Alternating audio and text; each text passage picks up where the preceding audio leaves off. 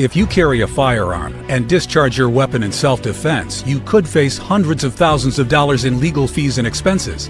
So carry the protection of CCW Safe, Self-Defense Legal Services membership. Upfront payment of all criminal and civil defense costs with no out-of-pocket for members.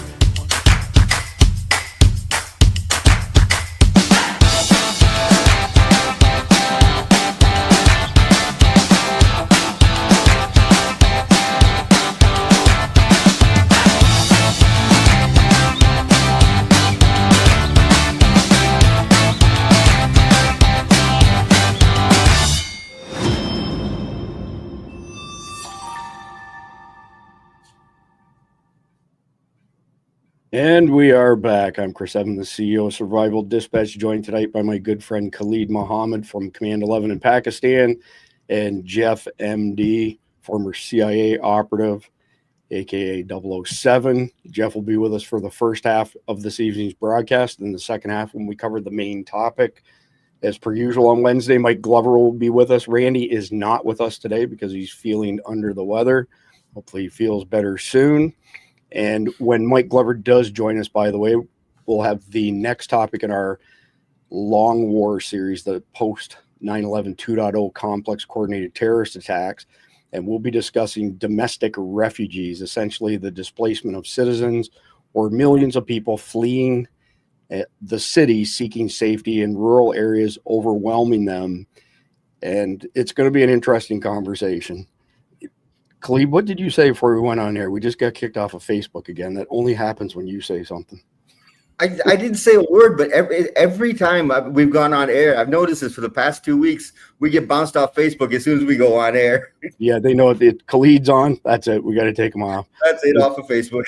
Yeah, let's get started with the conflicted question of the night. If you're not familiar with it, conflictofthegame.com, 14 card decks. All of them are set in a post-apocalyptic setting. And 99% of the questions have some element of morality tied to them, hence the name Conflicted. An electromagnetic pulse went off, and you have about 2 weeks worth of food and water in your pantry and $200 cash. You also have a handgun and about 300 rounds of ammo and 4 more family members to look after. What would you buy with the $200 before total chaos takes over, and why? So, interesting question for tonight. Speaking of SHTF, I want to mention that our friends over at POC Link, let me pull this up quickly so you can see it, have almost hit 1,000 of these radios being sold. And if you hit the link down below in the description, these are GMRS to LTE radios. It's kind of interesting. They work in relay mode. I was able to use a high-powered GMRS radio quite some distance from this one and relay to the LTE network over one of these radios. But you can get 2 of them right now for $399 at the link down below, and you don't have to pay for the annual global service, the SIM card that's in it. If you don't buy them while they're on this initial price of $399, the price goes to $1,140 for 2. Right now it's $399 for 2. And you have to pay between $29 and $65 a year for network access. And I will speak on that a little bit more later on, but oh my God, this stuff with Donald Trump and the sombreros is absolutely killing me. So this is from a press conference with J.D. Vance earlier. This is some funny shit. 41 seconds. The president's been posting some images of Leader Jeffries and Senator Schumer. I saw. Recently.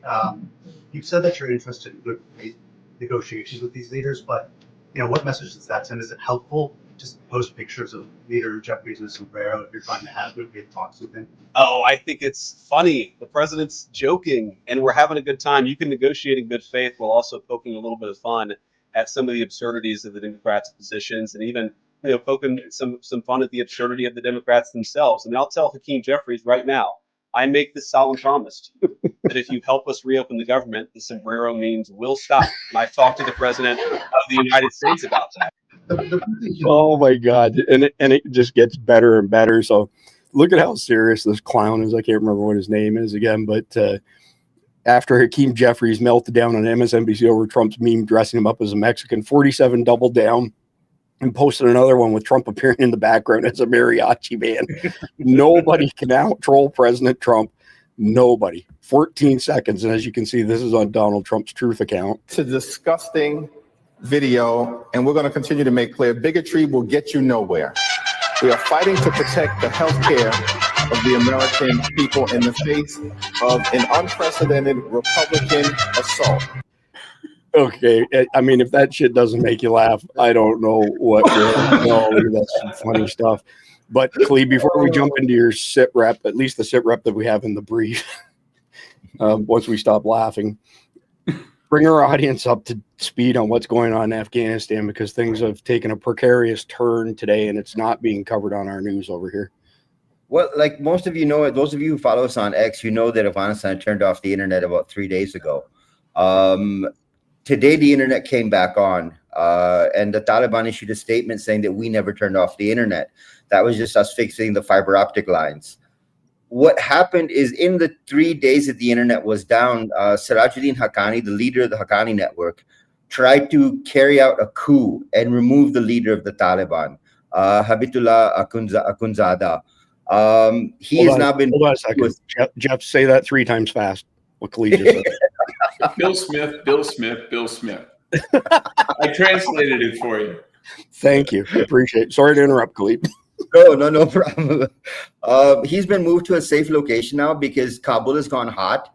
The Haqqani network has carried out 3 assaults that we know of so far on the Kandahari Taliban. That's how we're going to refer to them now, as the Kandahari Taliban against the Haqqani network. The problem that we see is that probably within the next 48 to 72 hours, there's going to be a change in leadership in Afghanistan. If Haqqani takes control of Afghanistan, that's like Al-Qaeda taking control. And Haqqani has all of the groups with him, whether it be the East Turkmen Islamic movement, whether it be the Tariqi Taliban Pakistan, whether it be Al-Qaeda, whether it be Haqqani network, they're all with him. The only people standing with the Kandaharis are the Kandaharis. So it's going to be a pretty good slaughter if they decide to go after them. And we are expecting within the next 48 to 72 hours, there's going to be a change in leadership in Afghanistan. The reason we're concerned about it mostly is, number one, their first target is going to be Pakistan. Haqqani is going to come after Pakistan with full bore. It may also change the schedule of 9/11 2.0, because once the Al-Qaeda takes over Afghanistan, they may start changing their timelines, which could be very dangerous for what we're talking about. I appreciate that, Khalid. So for everybody out there watching, this is breaking news. Nobody else has said a word about this that we've been able to find this afternoon. And Khalid will keep us all up to speed. Make sure you're following him on X at Command11, all spelled out, no numbers. You can follow us on X as well as at Survival Report, and we'll have more information on this tomorrow night as well. So, Jeff, I got the first article up here, and I'm just going to read part of it, but I have a very specific question for you. The NCTC memo is the first official use of the Al-Qaeda name in 4 years. Previously, the ICU refused to use it. The memo title using the word was inspiring. It's going to be really hard to shift Al-Qaeda. It's very difficult to get anyone to say Al-Qaeda. Why is that? Why did the last 4 years, why wasn't the word Al-Qaeda used, and why is it going to be hard to switch to that word or those words? Well, they basically wanted to say that Al-Qaeda had been wiped out. And you remember when ISIS took over in the big, huge swath of Iraq a few years back, and Obama was like, oh, they're the JV team. We don't have to worry about them. They're nobody. And then they took over Western Iraq and all of Syria, basically. It's like the little kid who sticks his fingers in his ears and goes, la, la, la, la, la. If I don't hear it, it's not happening. So question for you while we're on this, are there any other terrorist groups that haven't been named frequently in the past 4 years like Al-Qaeda, or was this specifically directed at them to sweep it under the carpet?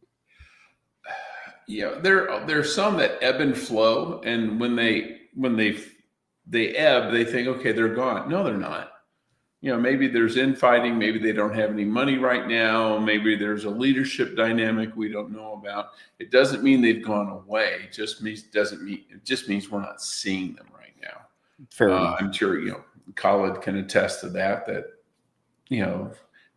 Taliban, the Pakistan Taliban, was, basically fighting a civil war for several years inside Pakistan. Then Pakistan army kind of kicked their butt, and they went back to Afghanistan to lick their wounds and regroup. It didn't mean they went away.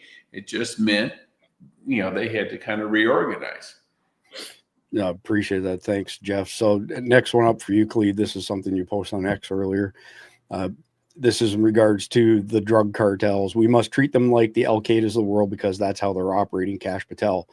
And Jason says, so arm them, train them, turn them into CIA assets, install them as leaders of foreign countries, and then prop them up.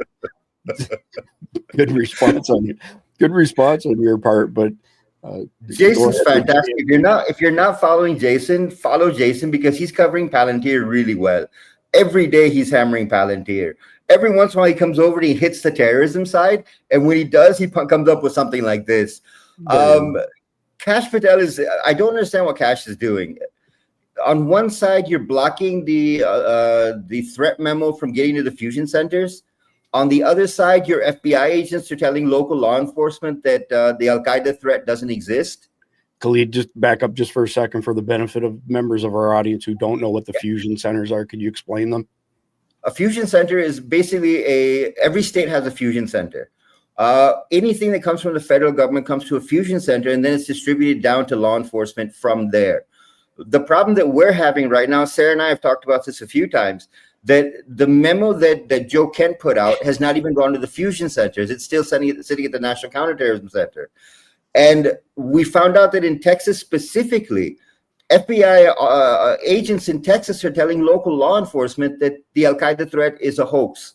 It's not going to happen. And so we're wondering, are we working with one government or are we working with different governments now?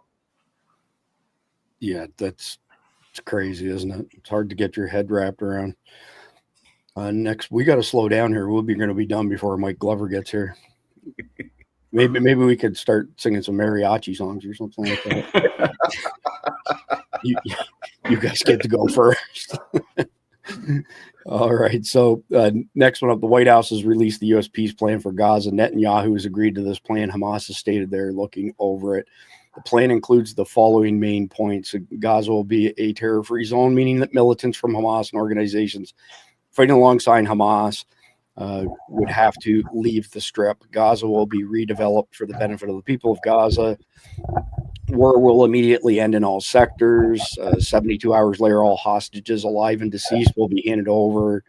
After the hostages are released, Israel released 250 life sentence prisoners, as well as 1,700 Gazans who were detained after 10/7/23. After the hostage exchanges, all Hamas members who commit to peaceful coexistence and decommission their weapons will be allowed safe passage out of the Gaza Strip. Full aid will then be sent to the Gaza Strip without interference through the UN and its agencies. Gaza will be governed under a temporary transitional government made up of qualified Palestinians and international experts. The Palestinian Authority will undergo a reform program. Once it's completed this, it will regain control. No one will be forced to leave Gaza. All military-related infrastructure in the Gaza Strip will be demolished, not rebuilt. The UN will work with Arab and international partners to develop a temporary international stabilization force. The IDF will remain in the small perimeter zone shown on the map until Gaza is properly secured. An interfaith dialogue process will be established to change the mindsets of Palestinians and Israelis towards peace and coexistence while Gaza is redeveloping and the PA is carrying out its reform program. There's a possibility for recognition of a Palestinian state. Jeff, I think like some of the news that I remember, when I was a kid would have been, I want to say in the range of the late 80s. So I would have been like 10 years old, 11, 12 years old, was Yasser Arafat and the beginning of the PLA stuff. Is there any hope that any of this stuff is ever going to get sorted out, or is it just forever and ever? Amen.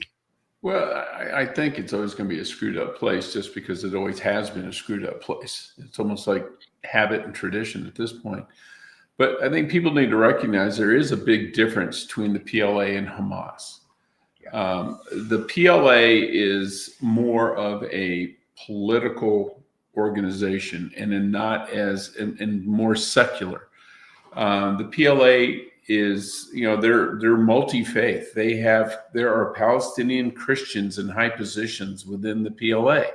They are not Islamist in that effect. They were terrorists because they hated Israel, but the Hamas is just militant Islamist. I mean, you don't see the PLA. I'm not saying they're nice guys, but you don't see them chucking people off of buildings because someone accused them of being gay or stuff like that. They're corrupt as hell. Don't get me wrong. They're not nice guys, but they aren't as evil as Hamas. Hamas is just evil, Wicked. Demonic. Yeah, they're just wicked. PLA, I think, and they separated when Hamas won the elections in Gaza. And of course, what Hamas did immediately thereafter was cancel any future elections so no one can vote them out. The PLA also canceled elections, but for different reasons. It's because the people were so pissed off at their corruption, they didn't want to get voted out of office either. And they were afraid that people would go with Hamas, not because they liked Hamas, but they were pissed off at the PLA. I appreciate that clarity. So actually the second half of this is for you, Khalid. So post here from Sarah Adams. When she says nothing to end Hamas train in Afghanistan where they're reconstituting, that's in reference to the points I just read off that Jeff addressed. And Sarah says she's convinced Donald Trump is being lied to about what all is happening in Afghanistan. Even when his team is talking to the Taliban about Bagram, they go and brief the Chinese after. I just want to get your thoughts on this mess as well and expand on that, please. Well, look, for the past 3 years, the IRGC has been in control of southern Afghanistan.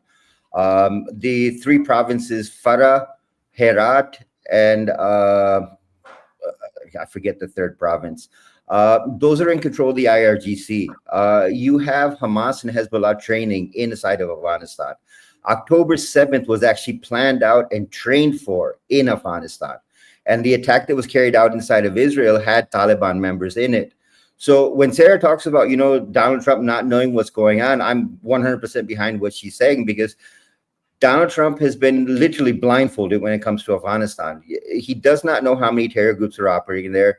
He does not know how many enemies of the U.S. are operating inside of Afghanistan. And this is all Seb Gorka. I mean, I hate bringing that guy's name up, but Gorka he's got a strategy: marginalize Afghanistan.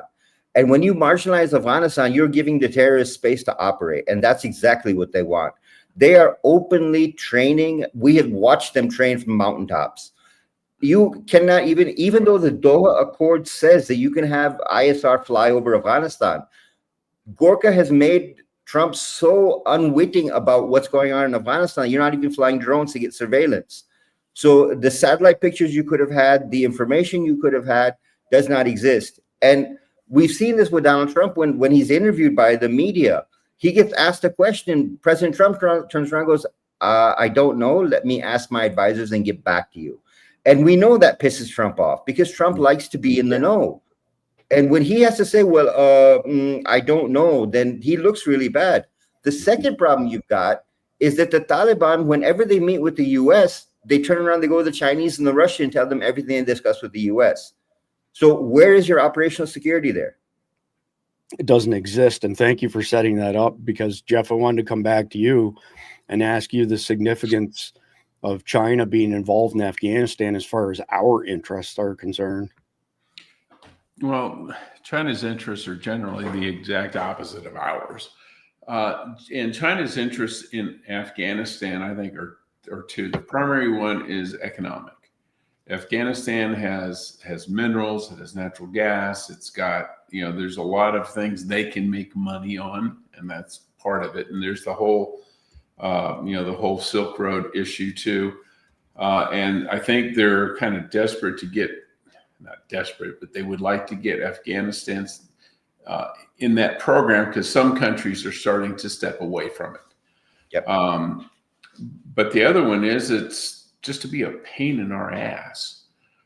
As long as we're distracted and wasting resources dealing with Afghanistan, that's attention and money we cannot spend towards countering them in other places that are in a lot of ways, more important than Afghanistan, at least economically. But they counter us at every opportunity. Well, I mean, just because we've opened up this rabbit hole, let's explore a little bit further. We saw with the tariffs in the spring where their economy in China is so fragile, we crushed them in a matter of weeks. They can't afford not to have us as a customer. So there seems to be a dichotomy at play here. How much can they weaken us before they end up weakening themselves, in your opinion? There has to be some tipping point where they end up, cutting their nose off to spite their face. Yeah, because their economy is really dependent on us. And for the longest time, our economy was dependent on them. They were supplying us with cheap goods. We were providing them with money. And the Europeans were benefiting both ways.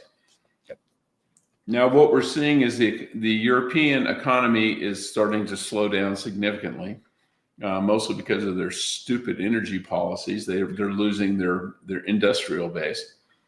And with Trump's tariffs in America first, they can't take what they would be selling to China and then turn around and sell it to us because we're not buying it either. If you look at the problems with Porsche, Porsche's going to cut thousands of workers. They're going to expect to sell about 100,000 fewer vehicles this year than last year, or next year than this year. And it's not because of the American market. Their sales are actually up in the US, but their sales in China have cratered like 70%.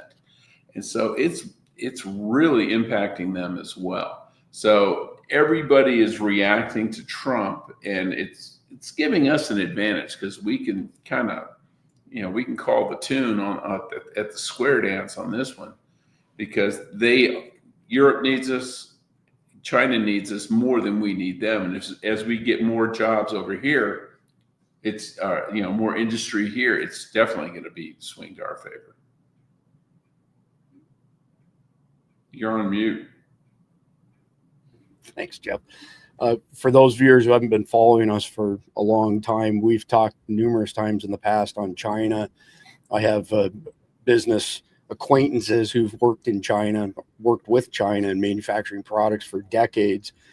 And the Chinese government for the past 12 months or so has been telling their citizens that 40% of their plants are closed. The guys I know are saying it's the exact opposite. 60% of their plants are closed. Only 40% are left open. They have these giant turnkey cities that are completely done with nobody living in them, because prior to us enabling their industrial revolution starting in the 1980s, they were a nation of farmers.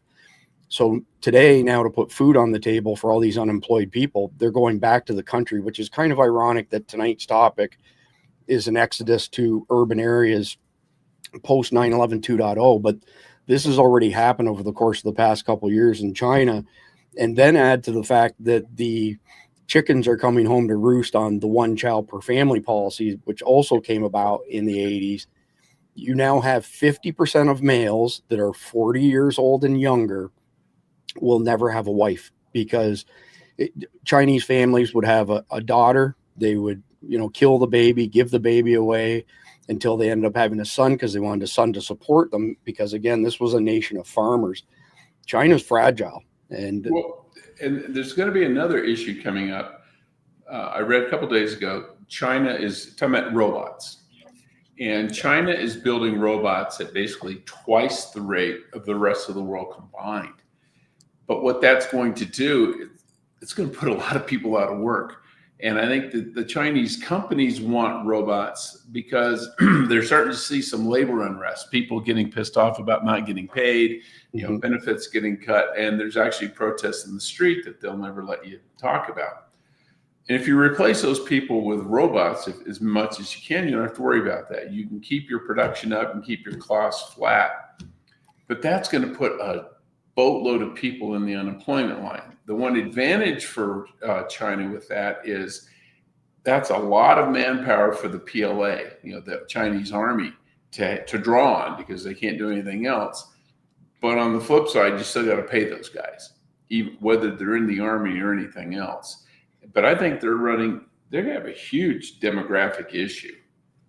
Yeah, Quickly. agreed. So again, we're in this rabbit hole, so let's stay in it for a minute. And I want to ask Khalid some questions on it as well. But I want to point out again for people who are relatively new to Survival Dispatch News, in Chinese culture, innovation is akin to gambling. It's frowned upon. It's too risky. So let's just steal somebody else's technology. And we all know how much of our technology has been stolen by Chinese, companies and individuals.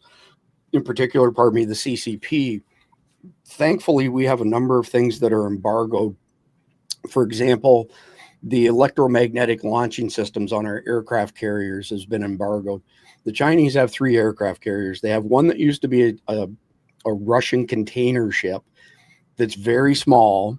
So they have 2 choices when they launch planes off of that particular aircraft carrier. Either they have half the munitions or half the fuel, because it's too short to launch with full fuel, full weapons.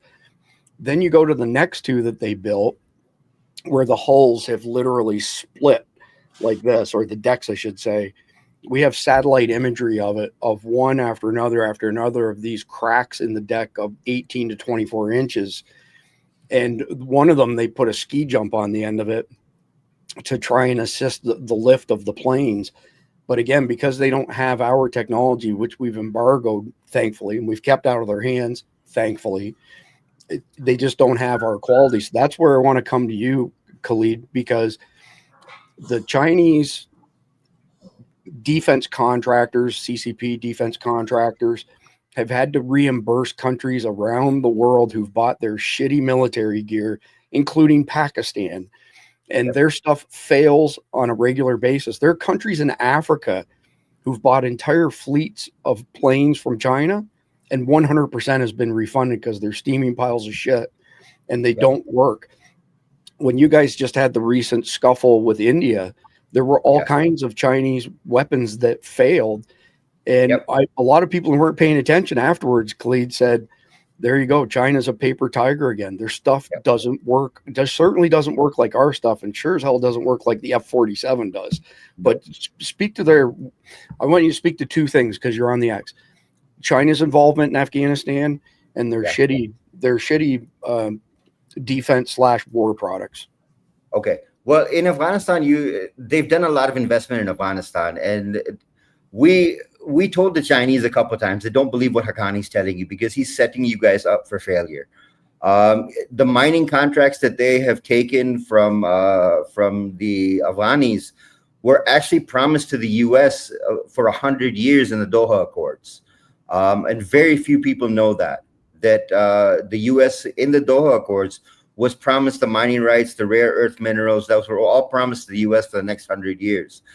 China came in from behind and said, listen, we'll pay you, we'll help you with defense, we'll help you with training, and you guys give us protection for us to go in and mine, and we'll pay you X amount of dollars every month for that. Haqqani said, sure, I'll give you my own fighters, told the affiliated groups that were operating in northern Afghanistan, and we're talking specifically about Badakhshan province, which is where all the rare earth minerals are. So they said to ETIM, who wants to just kill the Chinese, they told them, back off, let them work, don't touch them, don't mess with them, let them pay us, and then when we've had enough of it, we'll kill them then, because we've got so many of them in our country. So Haqqani is, I call Haqqani the Pied Piper. He has got the flute that gets everyone to believe whatever drama he's playing. And he got China to commit to Belt and Road as well, that the Belt and Road project would run from Pakistan into Afghanistan.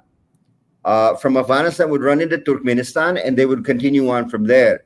And they were capitalizing on a road that was being built from Kabul to Peshawar in Pakistan that the World Bank was paying for. They were going to link up to that. So that's the link in Afghanistan. When you talk about Chinese military products, we built the JF-17 here in Pakistan. That's actually a Chinese airplane that they developed. Mm-hmm. Our planes have outperformed the Chinese planes. The planes that have been built in Pakistan by our engineers have outperformed the Chinese planes. We have sold our planes to Nigeria. We have sold them to Bangladesh. We have sold them to Sri Lanka. We are filling massive orders for the JF-17 built in Pakistan. China is not getting those orders. And they're trying to figure out how is it that Pakistan's being able to sell the plane that we originally built. Now, during the last war that we had with India, 4-day war, the only successful piece of technology that we had from the Chinese was the PL-15 missile, the over-the-horizon missile that we were able to use. That was the only piece of successful technology we had. Otherwise, the Chinese completely failed. Their air defense system failed. Their drone detection system. We had literally had people sitting on the roof with shotguns, shooting Israeli drones out of the sky that India was using. Wow. That's how we won the war on this side. And a lot of people are going to say Pakistan lost. Let me be really clear. We had cleared a path from Pakistan to New Delhi on the first day when we started the counterattack. That's why Delhi involved the U.S. and said, "Save us," because they knew the next attack was Mumbai, Bangalore, and New Delhi, and we were going to wipe out the Indian economy. Yeah, that's interesting. I appreciate the insight there, Khalid. The stuff that I read, and not that I'm a war expert or anything like that, basically indicated that Pakistan won that skirmish. It was not an Indian, it wasn't a win for the Indians. But moving on from there, we'll try and get back into the brief here before Mike Glover's going to join us in approximately a half hour. So this one here, U.S. President Donald Trump's issued a stern ultimatum to Hamas: agree to the proposed peace deal or face serious consequences. It's 6 minutes and 42 seconds long. I'm not going to play it at all, just because we're running a little bit tight on time. But I'm coming right back to you, Khalid, and then Jeff. I want your thoughts on Trump making that threat. I mean, the Palestinians aren't exactly. I don't know what the word I'm looking for is, but they don't own a country. They don't have a country. So what repercussions are they facing? Here's where the problem is, Chris. Hamas is negotiating to continue a war. They're not negotiating for peace. Gotcha. That's been the problem with Hamas from the very beginning. They want to continue and escalate the war with Israel, because in their mind, it's the same mentality the terrorist group has. The more innocent dead bodies that we can put in front of the world, the more we look like the victims. But you're the problem. As a Pakistani, as a Muslim, my problem is that Hamas is a terrorist group, period, end of story. There is nothing after that statement. And when you try and brand them as being, well, they're freedom fighters. No, they're not. They are warmongers. They are people looking to kill as many people as possible. Today in Berlin, 3 Hamas members were arrested in Berlin today. 2 of them were German nationals. 1 was Lebanese. Where was the Palestinian in there? Right. And what was their plan? They were going to attack Jewish institutions and Jewish individuals inside of Germany. You had the same thing happen in Hungary.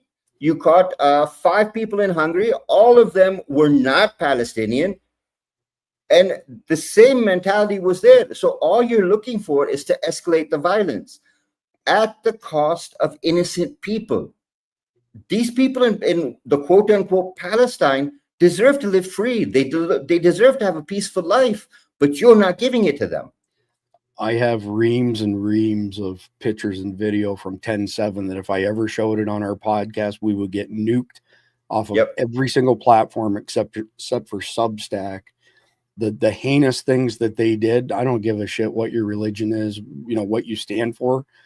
That's beyond evil what they did. So, Jeff, I want to come to you while we're on Hamas now, and just a wide open question. How many aspects of the Geneva Convention have Hamas violated over the years? You're on mute too, I think, Jeff. They probably violated everything except nuking civilians, and that's only because they don't have nukes. Yep. Can you speak to that a little bit? Like, as far, just for the people in the audience who may not know all the stipulations, and I know you're speaking metaphorically, but who may not understand the Geneva Convention. Well, clearly they've targeted civilians. They have tortured. They have used rape as a weapon. They have, I think they've used, in effect, crude chemical weapons if they can get it. It's just any rule of law of Quick war. question. Quick question. Are those chemical weapons, are they stuff that they got from Saddam Hussein's cache that Mike Sterling speaks of? No. I doubt it. I mean, chemical weapons are pathetically easy to make. Okay. Yeah. Just there's different variants of it because, if you look at nerve gas, for example, like VX and sarin and Tobin and all that, people freak out and it's like, dude, you know what else is a nerve gas? RAID and decon.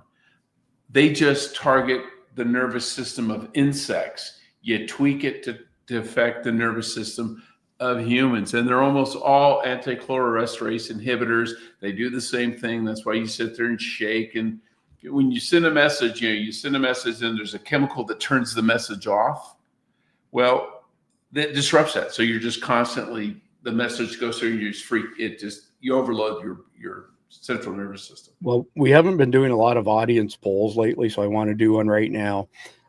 Whenever we speak of things like this, the information that Jeff just shared, we usually get bombarded with keyboard warriors saying that we need to take our podcast down because we're teaching the enemies. We're teaching them how to do things. And of course, this is all information's out in the open. So here's the poll for this stage of the podcast.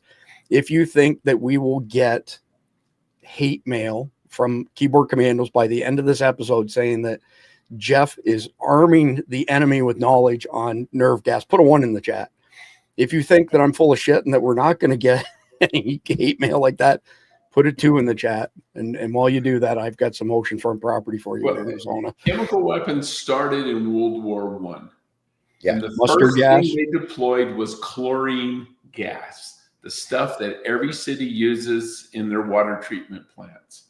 Then they went with mustard gas, which is also still, and then phosgene and all these. And these are not complex chemicals. They just have negative, impacts. Nerve gas was invented in Germany in the late 1930s. It was available to the Germans in World War II, but they never used it because, ironically, Hitler had a huge aversion to chemical weapons because he himself had been gassed in World War I when he was a courier in the trenches. So he never pulled the trigger on that. We were prepared to use chemical weapons against the Japanese in World War II to get them out of these tunnel systems and stuff, but we never did. But we had the weapons and they were saying, well, if push comes to shove, if that's what we got to do, that's what we'll do. But we never did it. Oh, that's interesting. Appreciate that, Jeff. So switching to our next one, here's a short video from yesterday's address at Quantico. So from Secretary of War Hegseth, no more identity months, DEI offices, dudes in dresses, no more climate change worship, no more division, distraction, or gender delusion, no more debris. I've said it before and I'll say it again. We are done with that shit. 35 seconds. To remove the social justice, politically correct, and toxic ideological garbage that had infected our department. To rip out the politics. No more identity months, DEI offices, dudes in dresses. No more climate change worship. No more division, distraction, or gender delusions. No more debris. As I've said before, and will say again, we are done with that shit. I've made it my mission to uproot. Yeah, I'm coming straight back to you, Jeff, initially, and then Clea to you after that. So Love this guy. Hell yeah. Go ahead and speak to his speech yesterday. I don't know if you caught the whole thing or not. Oh, I read it. Believe me, I read it this morning. Okay. He's absolutely right. We've turned the military, and it started in the 60s, and to a much lesser degree, it's been going on, turning it into some sort of freaking social program. We want equity for women. Let's put it in the military. Well, that's not the military's job. The military's job is to kill people and break things. And that is it. And anything that furthers that mission, use it. Anything that hurts that mission, get rid of it. And I loved what he was saying. If a woman can meet the standards, by all means, you're in the military. But he said the weight of an artillery shell doesn't change depending on who's picking it up.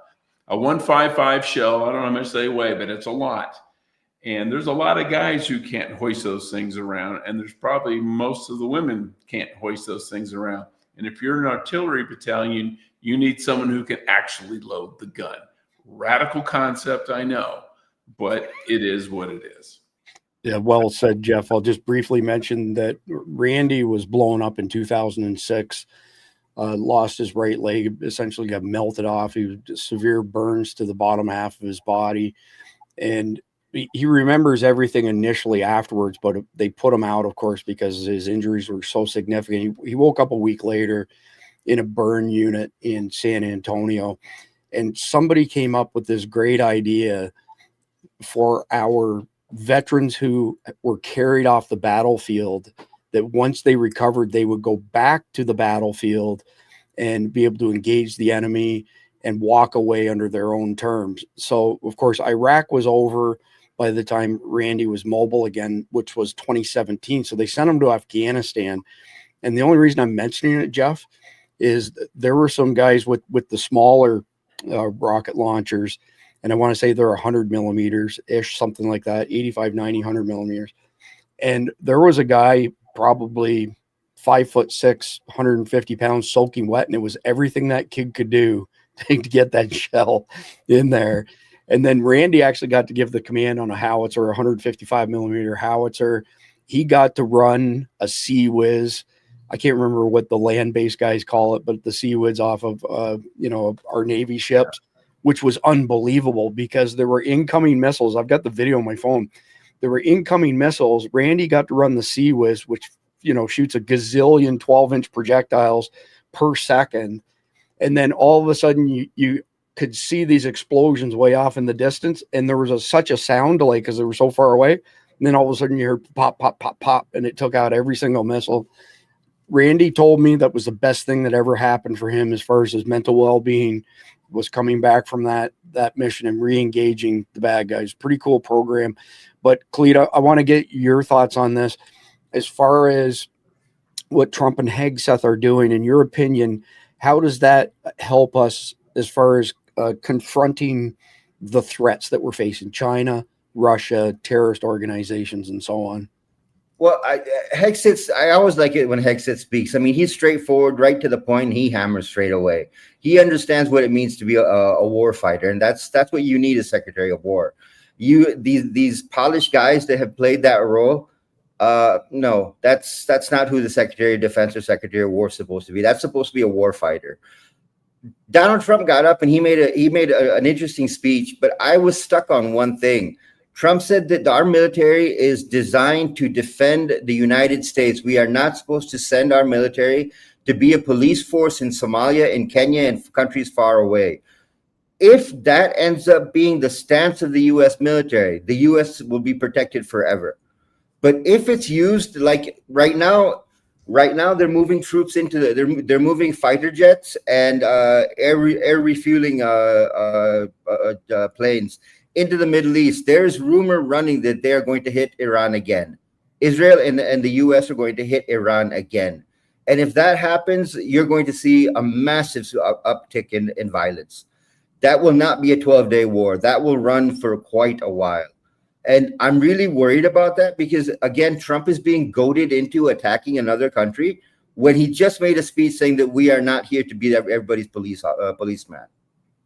Yeah, the military-industrial complex is strong for sure. So we'll move on to the next one here. And I'm not going to play this video again because we're running a little bit tight on time, and Mike Glover will be with us in approximately 15 minutes. But I want you to speak towards ADL because there's a couple things that have happened with ADL this week. And this particular story is with regards to them censoring Wikipedia. For anybody out there who wants to watch this video or see anything that Khalid has posted, just go to X and go to @command11, all one word, and you can pull it up. But Khalid, there's been stuff this week come out with regards to the ADL delivering training to the FBI, which Kash Patel has finally caught and shut down. You've got the Wikipedia stuff. You've got them telling anybody that if you're proud of your flag and you're American Christian, you're a white supremacists. These are bad, evil forces trying to divide our country. I just want you to speak to the ADL in general. Well, I look at ADL in a very simple way. They are a U.S.-based foreign NGO.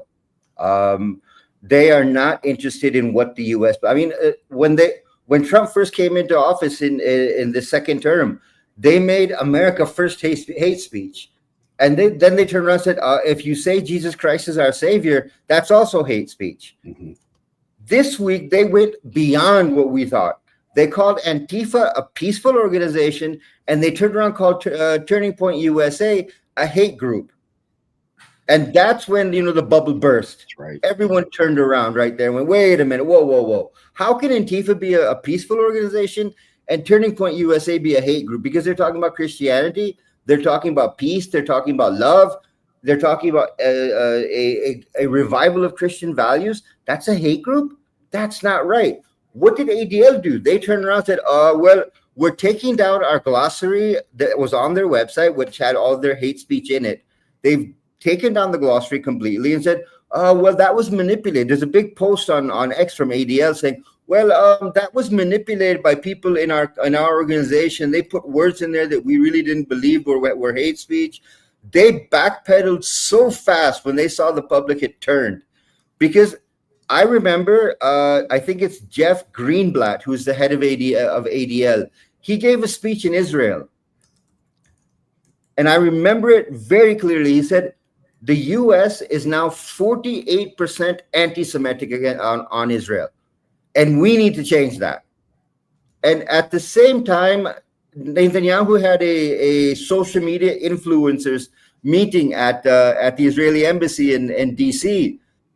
They have pumped they're paying $7,000 per post to every influencer.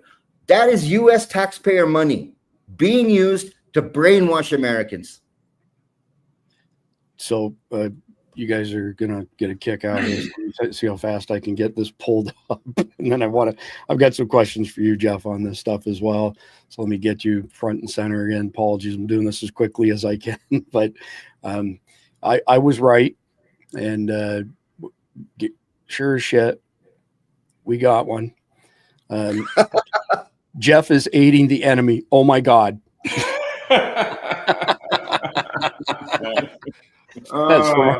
That's from our friend Chris F. He's a great guy. Anyway, it won't be long before the real thing actually arrives. Yeah, I'm waiting. Jeff, I got a couple questions for you specific to the ADL. Number one, how much do you think censorship on platforms like Wikipedia impacts the overall public understanding of important issues? And number two, are there other organizations that are similar in size and scope to the ADL that you can think of?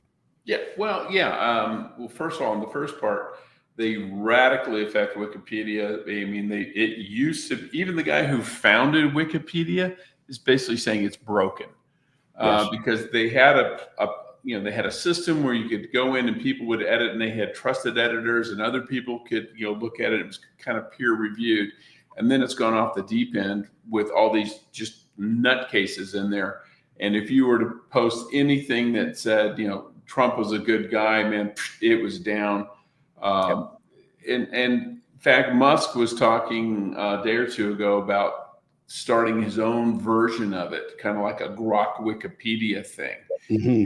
And people don't realize a lot of people use Wikipedia for, kids use it for homework. I've used it for doing research on my books, but I'm fortunate that I'm usually looking at historical stuff, which they don't really mess with too much. Henry VIII was Henry VIII was Henry VIII. You can't do much with it.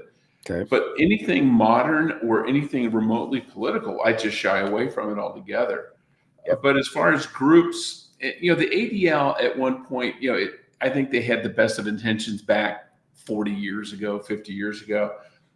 And another group and they've gone off the rails since then, obviously. And another group that's happened to is the Southern Poverty, Southern Poverty Law Center. Yeah, Southern Poverty Law Center. They started out as a civil rights organization, legitimately going after people who were trying to say blacks can't go to school or couldn't hold jobs, or you had to pay a poll tax before you could vote, all that kind of crap. Well, they've run out of that because none of that shit goes on anymore. So what do? They've just turned into a whack job, that liberal thing that if you are a group that promotes any kind of religious or conservative agenda or causes, oh, you're a hate group. They have their little map of hate groups. And, there's a lot of, they'll just put churches on there, regular old churches, because one person says something they don't like. And they're just as nutty as the ADL, as the Anti-Defamation League. I ignore both of them now. I'm glad you took it in that direction, because that's actually the next one that I have up here from Libs of TikTok, sent to her by one of her followers. This was like a hate speech poster that was in a school. They're encouraging students to tattle on each other for hate speech. Remember, according to the left, hate speech just means speech that they hate or is inconvenient to them. What could possibly go wrong here? So as you can see from the image that's attached, it's promoting students to respond to hate speech, interrupt, support, report, respond to hate speech every time. Stop. I don't find that funny. Why did you say that? Those words are insulting. That's offensive. What makes you think you can say that? Support the victim. There's always a victim in the liberals world, right? If nothing else, support the victim by helping them escape the situation, standing at their side in solidarity.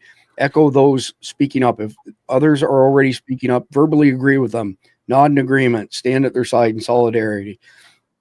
Share with a trusted adult, teacher, para-educator, librarian, office staff, principals, and bus drivers.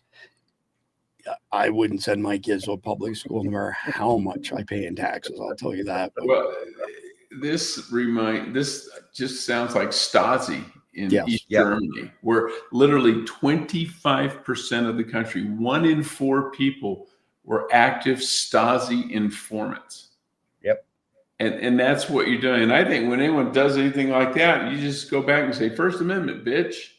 Yep. Ignore them. Say what you want to say. That's what the First Amendment's all about.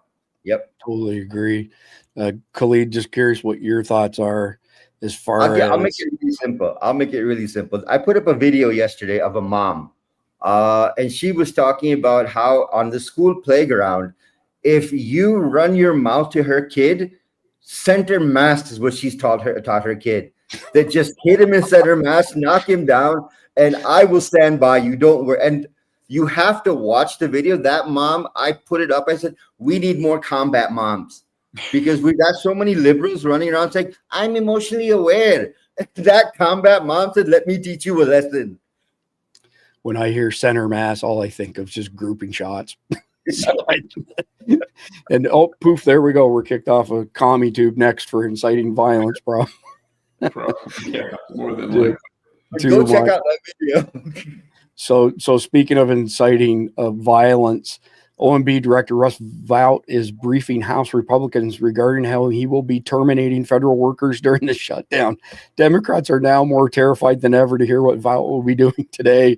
1 minute, 23 seconds. Bottom line is instead of furloughing federal employees, he's going to RIF them, reduction in force.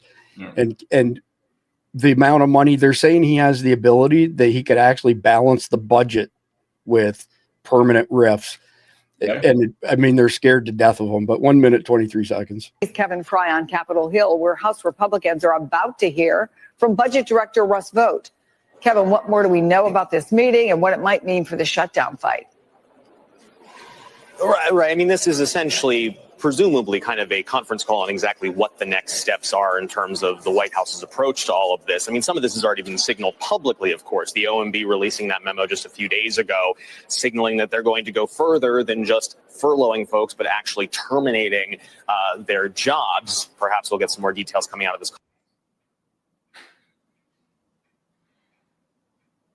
Oh, that's great news.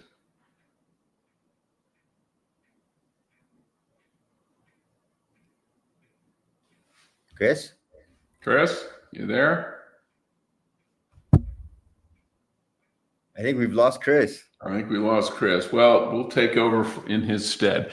As a former federal employee, I think that is great news. They need to be able to just hack and slash, and with the judges and all this crap, they can't.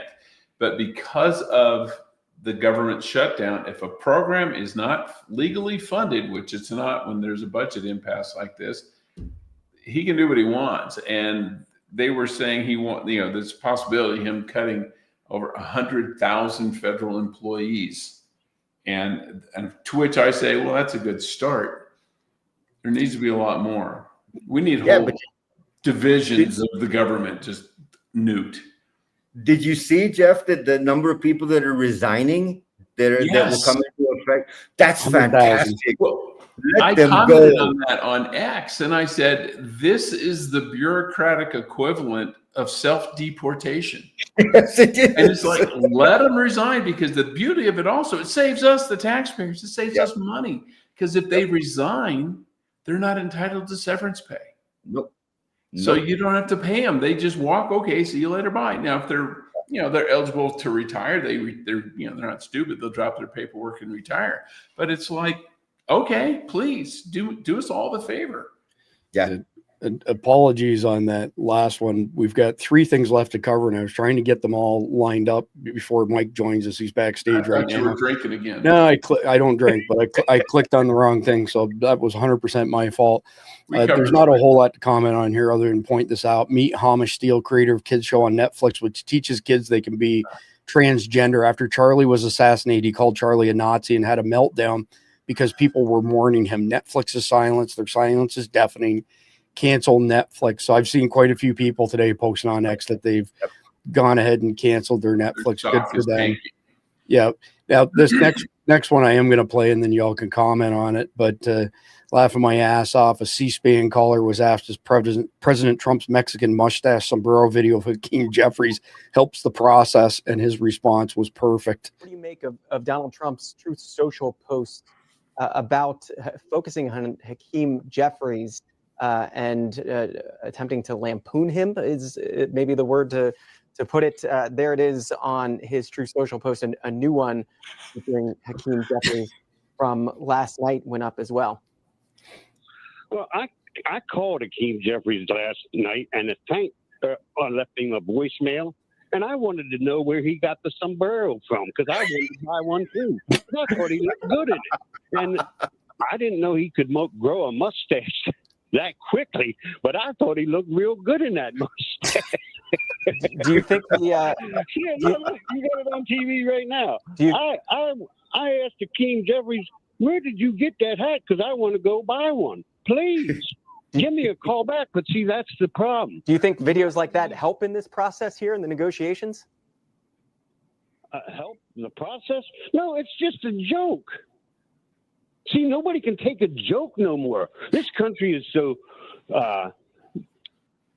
evil in so many ways that nobody can take a joke anymore. You do not think that is funny? A mariachi band, Donald Trump playing all those instruments, and Hakeem Jeffries. That is funny. Come on. That's Kevin in Gainesville, Florida, taking your phone call. So what's amazing from that is that Gainesville, Florida is like the San Francisco of Florida. And yeah, it's a good one. Yeah, so pretty funny. But I definitely wanted to get this last one in before we bring Mike in. Sergeant Dakota Myers saved 36 U.S. Marines in Afghanistan in 2009. He left the Marine Corps 15 years ago. Recently, he re-enlisted because he wants to be part of Pete Hegseth's military. 39 seconds. Hasn't been a single day since I got out 15 years ago that I didn't wake up and truly want to serve again and truly want to wear and put this uniform on again. And to be able to do that is such an awesome honor of mine. I didn't want to do it because of the rank. I didn't want to do it for recognition. I just did it because the mission never left me. I just think that once you're in the fight, like that fight is just never going to leave you. I just love this country, and I love the people of America with every moral fiber of my being. And I believe in that with everything that I've got. So Medal of Honor winner, dude. Yeah. So how long before the ADL says white guys who re-enlist are white supremacists? Well, they probably already have. You just haven't seen it yet. Probably, right? Yeah, exactly. Haven't you seen the Democrats running this? The Democrats have all been saying, white males, they're also white supremacists, and we need to control them. And if you're Christian, oh my God, you're even more of a supremacist. Yeah, exactly. But all right. So Jeff, I appreciate your insight and time tonight. We'll see you tomorrow night for the next one. Have a good night, everybody else. Thanks again, Jeff. Everybody else hang out with us. We've got Mike Glover coming on stage in just a minute. Got just a couple quick house cleaning things to do. Y'all know that Carnival is our premier sponsor, and they're doing really, really well. We really like these guys. They're solid Americans. They're looking for, call it like micro influencers, people who have not somebody who's a rock star like Mike Glover, but somebody with a lesser viewership who's interested in getting some free Carnival product, potentially earning a little bit of cash on the side. So if you have, tens of thousands, not hundreds of thousands or millions of followers, send an email to support@survivaldispatch.com. We will vet them, and then we'll pass them on to the guys at Carnival. We've already teed a couple of them up. They're very, very generous guys. They do a great job on a lot of stuff. So wanted to get that out there. The next thing, just a quick reminder that if you go to survivaldispatch.news, that's our Substack. And if you sign up for a free account, you get our daily sit reps. So the sit rep is always at the top of the page, except when I refresh this, you're going to see the video up here. So when we're live, the video is always at the top of survivaldispatch.news. When we're not live, the sit rep is at the top. If you haven't seen a situation report from us, this is what it looks like. It's the written counterpart that goes with the video that night. So this is tonight's, and all the way down to my signature, that is all for free. Now, if you're a guardian, you pay $7.99 a month or $74.99 a year, which gets you 2.5 months for free. You get all of these sources at the bottom. You also get enrolled in our SDEN system, Survival Dispatch Emergency Notification System. You don't have to do anything. We automatically send you emails. We send out a notification to the Signal chat. When you sign up as a guardian, you get an invite to our insanely busy Signal chat. The volume of intel that goes through there is crazy. And if you end up buying the POC link radios, we will send you a QR code and we will put you into the Guardians group on these as well, so we can send notifications instantly to large numbers of people over these radios. It's a heck of a deal, but they're running out. $399 for 2 radios. That goes to $1,140 once they sell out the first 1,000. Costs you nothing for global network access if you buy now, whereas if you buy later, you're going to pay somewhere between $29 and $65 per month. Other than that, I think that's all the housekeeping stuff that I had to look after. So let's get Mike in the conversation here. Mr. Glover, how are you? How's it going? Hey, Living Mike. the dream. Living the dream. Did you happen to have a chance to see that gentleman who just re-enlisted? If so, I'm curious to hear what your thoughts are on that, Mike. Yeah, I know Dakota. It actually made me think, after watching Pete Hegseth basically go to war speech to the generals, that I would love to go back in uniform. I mean, I actually had the opportunity a few years ago to do that. He's a sergeant, but he's a Medal of Honor recipient, which means he outranks everybody. Even general officers salute him because he wears the medal. He earned the medal, obviously. But Dakota's a good guy. He's a firefighter, and seeing him back in uniform in whatever capacity, it makes me proud. And it actually just makes me want to consider doing it. Yeah, I would have expected no less from you, Mike, at all. Let me get you on the other stages here. There we go. And let me get you up on the media page as well. All right, there we go. Apologies for that. So let's kick off the main topic here, which is post 9/11 2.0. So you have complex coordinated terrorist attacks. Here's the reason I'm mentioning this again. We have 144 episodes lined up. Khalid, refresh my memory. What are we on? Like 34 or something? 35 or 36 is what we're on. We designed each episode so that it stands on its own. In other words, you can watch one episode here and there. They'll have value. You can watch all of them in order, out of order. It doesn't matter, but they're all predicated on the Long War, which is why we call it the Long War series. So post 9/11 2.0, complex coordinated terrorist attacks on 10 to 15 tier 2 American cities.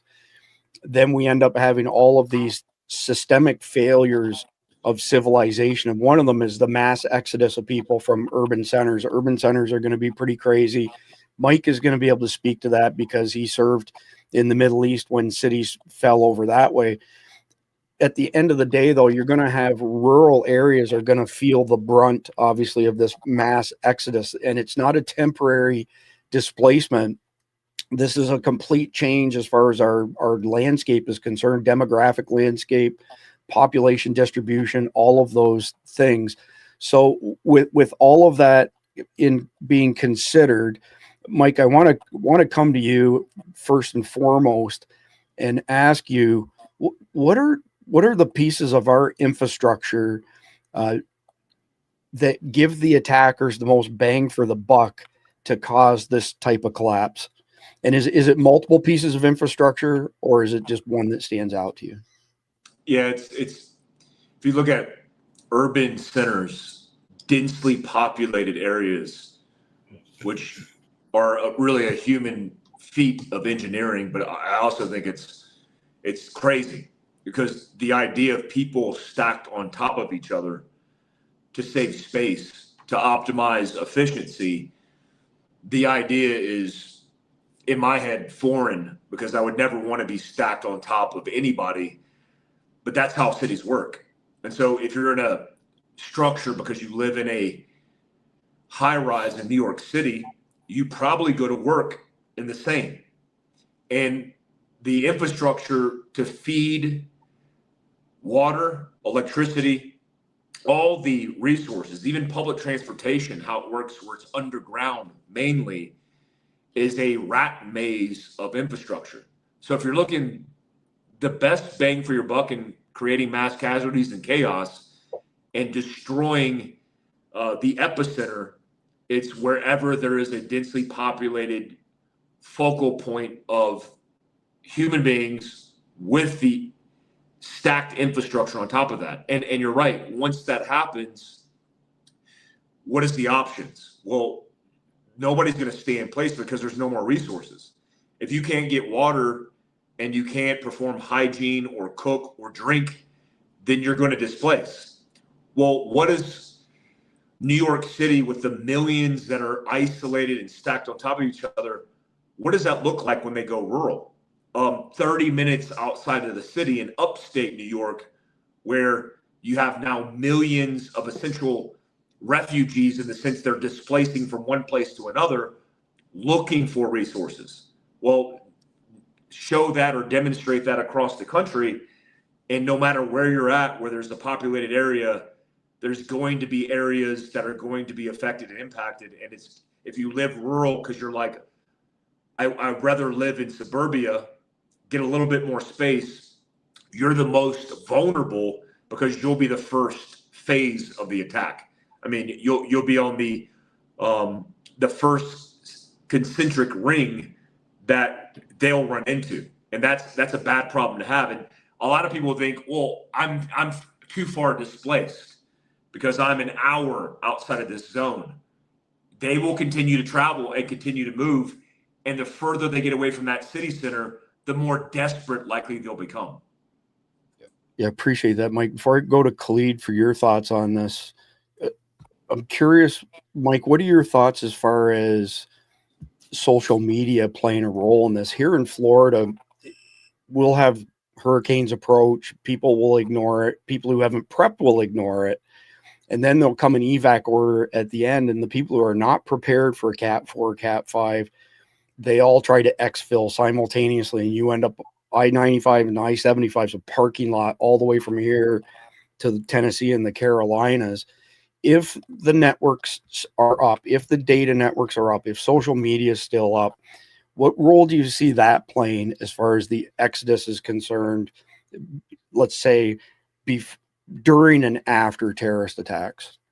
Well, it's scary because if you think in the mind of a foreign adversary, you're looking for vulnerabilities to exploit.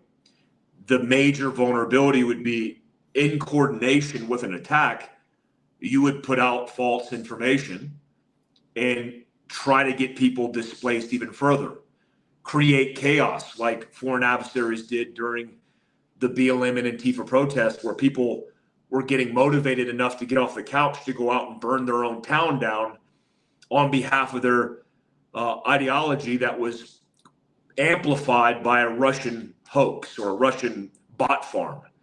And so if you think about it from that point of view, how many foreign adversaries would just take it as an opportunity? So I wouldn't trust a lot of the information that was being disseminated, because a lot of those accounts, even White House government accounts that you trust because you follow them, I wouldn't trust any of them, but the ones that you do follow that you think are reliable, they could be hacked. I mean, that could be part of the plan. And I imagine that afterwards, it would be the same. That's why I would depend on sole sourcing social media applications that aren't necessarily social, that are more like Signal or Telegram, and get in these chat rooms with people that you know are vetted and verified, that are human beings that could resource information. You could run it by each other. I mean, how many Signal chats are we in? We're in a lot. Those group chats I would lean in on more than paying attention to. Here's an example. I am a Facebook marketplace whore. I love it. And it is the one vice that I have, because I put together all these used vehicles. I just did a YouTube video today for first gen 85 Toyota 4Runner. And I constantly look for things, but Facebook pushes me all this content. I would say 70 to 80%, 8 out of 10 pieces of content that I get are fake. They're fake news stories. They're fake photographs and images. They're fake videos with AI. I just watched one the other day where a guy got sucked up into an engine. I'm like, oh, that's tragic. And then I looked into the comments and realized that was AI. So if you're depending on a social media app that has been infiltrated by foreign adversaries already, you're setting yourself up for failure. I honestly just do the opposite of what the herd is doing. If you see everybody migrating north, go south, and vice versa. I appreciate that very much, Mike. And just to be perfectly clear, I did not pay you to say any of that stuff after just mentioning the Signal chat for Survival Dispatch Guardians, right? Oh, no, I didn't even know you mentioned it. Yeah, well, before you came on, I was just promoting the Survival Dispatch Signal chat for Guardians. But Clede, coming to you now, clearly we don't have enough time to pivot before 9/11 2.0, so it's up to each of us to prepare as best as we can. We're all our own first responders. But with that being said, how do you redefine homeland security for everyday Americans after 9/11 2.0 and after millions of people exfil and end up in rural communities? There is no homeland security. You're talking community security at that point, because once the country is attacked, there's no U.S. anymore, because the country is in chaos. Where do you focus your attention in the beginning? That's when your MAG groups, your community groups have to come together and protect their own. Whether you move into the rural areas or if you stay in the urban centers, that's when you have to come together and work together as a team to keep things going. Because at that point, there is no such thing as homeland security, because the country's been infiltrated. It's like Mike was saying, you can't trust anything at that point. I mean, the sheer amount of videos that will be running, the sheer amount of panic that will be running, what do you listen to first? But when you step away from that, the military is not going to be called out in the beginning, and the country, the federal government's going to be concerned about getting control of the nation back. You've got to be concerned with your community and your neighborhood and getting that under control. So the idea of homeland security is gone. You're talking community security at that point. That's great insight, Mike. I want to bring you back up just to comment on what Khalid just said. It's pretty sharp, I thought. Which part? As far as it going from homeland security to community support and security. Yeah, I think it's the natural. I mean, look, it's like thinking about DC in your own home and having a conversation about the policies that are going on. Yeah, sure, have the talk, but don't lose a lot of sleep and energy over it, because it's things that you can impact or affect. It's the same thing in a catastrophe. We all know, based on history and maybe based on your own experiences, even in this country, and natural disasters, when crap hits the fan, you're going to have to lean on your neighbor. And so displace yourself from any external communication, especially one-way disseminated communication. That it's crazy because I see all these fake news stories and I think, yeah, it's probably bots responding, just trying to amplify it. But it probably is also Americans who just live in a echo chamber or a silo where everything they see, they believe. I think that's a thing. I think it's why it's so easy to radicalize Americans nowadays, because everything that's in front of them, they take it at face value. It's like saying Charlie Kirk's amplified hate speech. Nothing he's ever said is hate speech. He actually is very good, better than I would ever be at talking to people who disagree with him. So, yeah, I think it's the natural ebbs and flows. And I think the lesson learned in both these points that me and Khalid made is you better build out your tribe and you better figure out who's the trusted assets and resources in your own community. Because if you don't have that group and you're trying to jump on somebody else's bandwagon, it might be too late. You might not have enough available resources. And I would hate to see you suffer, even more so your family suffer, because you're not willing to be proactive. Yeah, well said, Mike. I appreciate that. So let's pivot into segment number 2. So speaking with regards to what's motivating people, or what would motivate people to flee the cities, and the mechanics of that, what that looks like. So I think it's safe to say that people would flee because of fear, like fear of more attacks, fear of, being, I guess, like subject to marauders and bad people in the cities because all hell is breaking loose. So now you've got all these people, just to paint the picture, they're in their vehicles, they're heading out on the interstates, and all of a sudden, all of your apps like Waze are crushed under the load. And we've seen multiple studies that people under 40 years old, only a very small percentage can read a paper map. So when you take away Waze, Google Maps, and stuff like that, that creates chaos at that level. But what I'd like you to speak to, Mike, as well, and then I'll come to you, Khalid, would be that the personal angle as far as the psychological hurdle that has to be crossed, the trauma of maybe leaving pets behind, maybe leaving heirlooms behind, potentially having elderly relatives that you can't get to that are trapped in high rises. Maybe they're in, low income, those sort of things. And then all of this happens. I mean, I think if you don't have a plan for this type of stuff, how could you ever make it work? It's like the nightmare Hollywood situation. Yeah, I mean, these are great points. Human beings are very adaptive, and we're good at doing that, especially, I think, likely epigenetics and some kind of ancestral feeling at our core. We get back to basics, but adapting and having technical skill sets are two different things. And so what I always tell people is that get back to basics. How many people, for example, know how to drive a manual, a stick transmission? Most people do not. I mean, the statistics are alarming when you consider that a lot of, for example, commercial vehicles or larger vehicles that could be used for logistical transport would potentially be available. And because you don't know how to drive a standard, you're not going to be able to move that vehicle.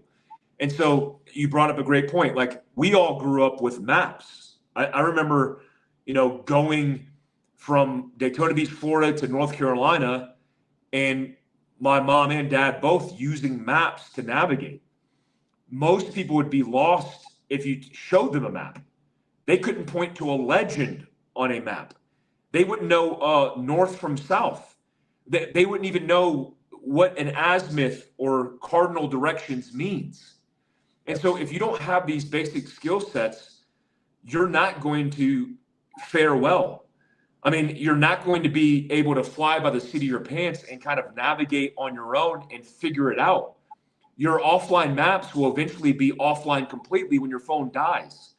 So I think the gist of it is get back to basics, learn how to do things as you would in the most simple forms. I mean, if you go camping or backcountry hunting like I do, you just exercise that anyway, because all the dependency on all the technology, well, that umbilical cord, if you don't sever it yourself to get practice, is going to be cut for you because it's not going to exist. Lastly, I'll say, as somebody who's a hunter and takes pride in feeding his family with things that I've procured and harvested with my own hands, as somebody who's taken my own children on their first elk hunt at the age of 4, both my twins, boy and girl, sat next to me when their father shot a cow elk from a couple hundred meters away with a suppressed rifle. And they walked up on that animal like it was Jurassic Park, like I just downed a brontosaurus because their look on their eyes. It's like, that's what we should be doing. And not only just for you, but your entire family. Yeah, that's a great answer. Appreciate that, Mike. So, Khalid, coming at this from a little bit of a different angle, how do local governments in the major urban centers and then the smaller rural centers deal with all of this stuff that's going on? I mean, I had this vision in my head that some of the urban centers might actually facilitate the exfil and help people get the heck out. And that I could see a big division, even bigger, between rural and urban by the rural people saying, stop. Yeah. Don't come, sort of thing. I'm just curious what your thoughts are on local government on both sides of the equation. The problem you have is when these attacks happen, your government can't facilitate. I mean, it comes back to that community thing, that if you have not developed a plan for yourself, you're just not going to be able to get off the X. You need to forget the idea of a government, because the government no longer exists. It's been overwhelmed. It's been taken down. Now you have to get out of the city based on what your skill set is. I remember, I mean, it's like Mike was saying, I remember being the navigator for my dad. When he was driving the car, I was reading the map. Okay, turn here, go this way, go this way. We get on the highway from here, we get to the rest stop here. That was my job. So, I mean, I grew up reading a map. And today's generation doesn't know the basics. The problem I come up with, I mean, this is something that I've heard from a lot of people, that my kids don't understand how to fix a car. My kids don't understand how to change a tire. Those are basic skills that we were taught at like 7, 8 years old. I mean, I was changing oil filters, changing spark plugs when I was like 7 years old, and I still remember how to do it. But today's generation has gotten to the point where they have gone, convenience instead of practicality. And that is going to be a huge downfall, because when the government disappears and the service stations disappear, everything's on you. The second problem you have is when you move into these urban centers or into these rural areas, you're going to overwhelm the system. Those rural systems don't have the ability to take that level of refugee. How many houses are you going to be able to rent out? Where's the electricity going to come from? Where's the water going to come from? Because a village or a town that has a population of maybe 5,000-6,000 people that all of a sudden is now 15,000-20,000 people, the resources are stretched. And that capacity is not there. And there is so many, it's like a ripple effect. When you throw a rock into the water and you see the ripples keep going and going and going, the ripple effect of one city, one urban center being hit by a terror attack, that ripple keeps rolling and rolling and rolling, and it's going to roll way out from your interstates turning into parking lots, to governments collapsing, to rural areas not being able to support the number of people that have come into the community because there's no apartment complexes there. You're going to be renting houses. So what, do you rent a room for every family? Because the inflow is going to be too high. Yeah, well said. And I've mentioned this previously, but just quickly, when the market crashed in 1929, the Great Depression, within 3 months of that happening, spotting a deer was front page news for newspapers, because the people were basically, like Mike mentioned, harvesting everything they could get their hands on. Population in 1929 is almost exactly half what it is for America today. So the chances of being able to live off the land are slim to none. Khalid, quick question for you, then I'm going to you, Mike. How many times when you were the navigator as a young and growing up in Michigan, did the map lead to Dairy Queen? Oh my God, how many times? McDonald's, Dairy Queen, Burger King, Wendy's. We need to take a right here. There's a place we need to stop. How do we end up at a Dairy Queen? My dad would say to me. Always at the Dairy Queen, right? Mike, before we move to segment number 3, I've got a friend. His name's Todd Savage from Survival Retreat Consulting. He specializes in helping high net worth individuals find very remote property to turn into these amazing, like underground, bunkers and all kinds of crazy stuff. And he said that one of the things he tells everybody that he speaks with is, I'll go help you and I'll look for the property, but I'm not going to get you any piece of property that's within 1 tank of gas of any city. It's got to be over 1 tank away so that when the gas stops flowing, you've already prepared, you're ready, you can get there, but nobody else can get there. But here's a question on segment 2 for you, Mike. Let's say people are, they're on the parking lot, right? I-75, I-95, they're trying to exfil. And like you said, there's strength in numbers. Advice for people, if they don't have a mutual assistance group, if they're not traveling in a convoy, how can they ferret out people that they're surrounded by to potentially, create a spontaneous group or something like that, a mutual assistance group that had no pre-vetting or anything? What advice do you have for people as far as vetting unknown individuals and working together, kind of like The Walking Dead again? It happened in that series from beginning to end. Yeah, it's a perplexing scenario, but one that, again, you'll have to adapt to. The basics and the principles lie in leadership. The first thing is to identify the people that you're going to bring into your group and weigh them as assets over liabilities. It's like, I don't want you to turn away people who need help, but I also don't want you to be so empathetic that every single person that you have on your team isn't the person you would down select in a basketball game. You never want to be the last guy selected, but when you're building a team that's built in resilience to survive and take care of your families, you need hard assets. And so down select guys or people based on their individual character and skill sets. So if you have a doctor on your team, that's great because he's the medic. If you have a police officer on your team, great. He's the security guy. When you start building out the team, one of the most important elements is identifying yourself as the leader.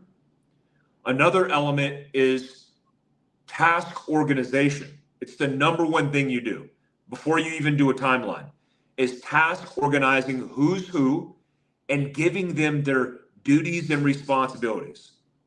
Their roles need to be clearly defined, because if they are, and you're clear and concise with your communication, you're going to have people who desperately want the solutions. They want you to tell them what you need to do. They don't want to sit there, and you won't have the time anyway to hash things out. So if you're a good leader, maybe an informal leader at your workplace, and you have some leadership traits, step up and take on that responsibility. Identify yourself as a manager and leader and start task organizing. Lastly, one of the things that I mentioned was character. There's nothing, look, if you have a single guy that's in your group and he has nothing to live for, there might be some desperation. You want to get people who have something to live for. You want to get a family, a father, somebody who has children, because he knows it's in his best interest to force multiply and to work together to feed his family. If he understands that, that's a profound incentive. Not to say you don't need to have single people in your group, but for me, for my situation, for my family, I won't have any single people. Because if you're single, again, you have potentially nothing to lose, nothing to live for, and you'll be willing to do anything in desperation. I know that's season 3 of Walking Dead, episode 3.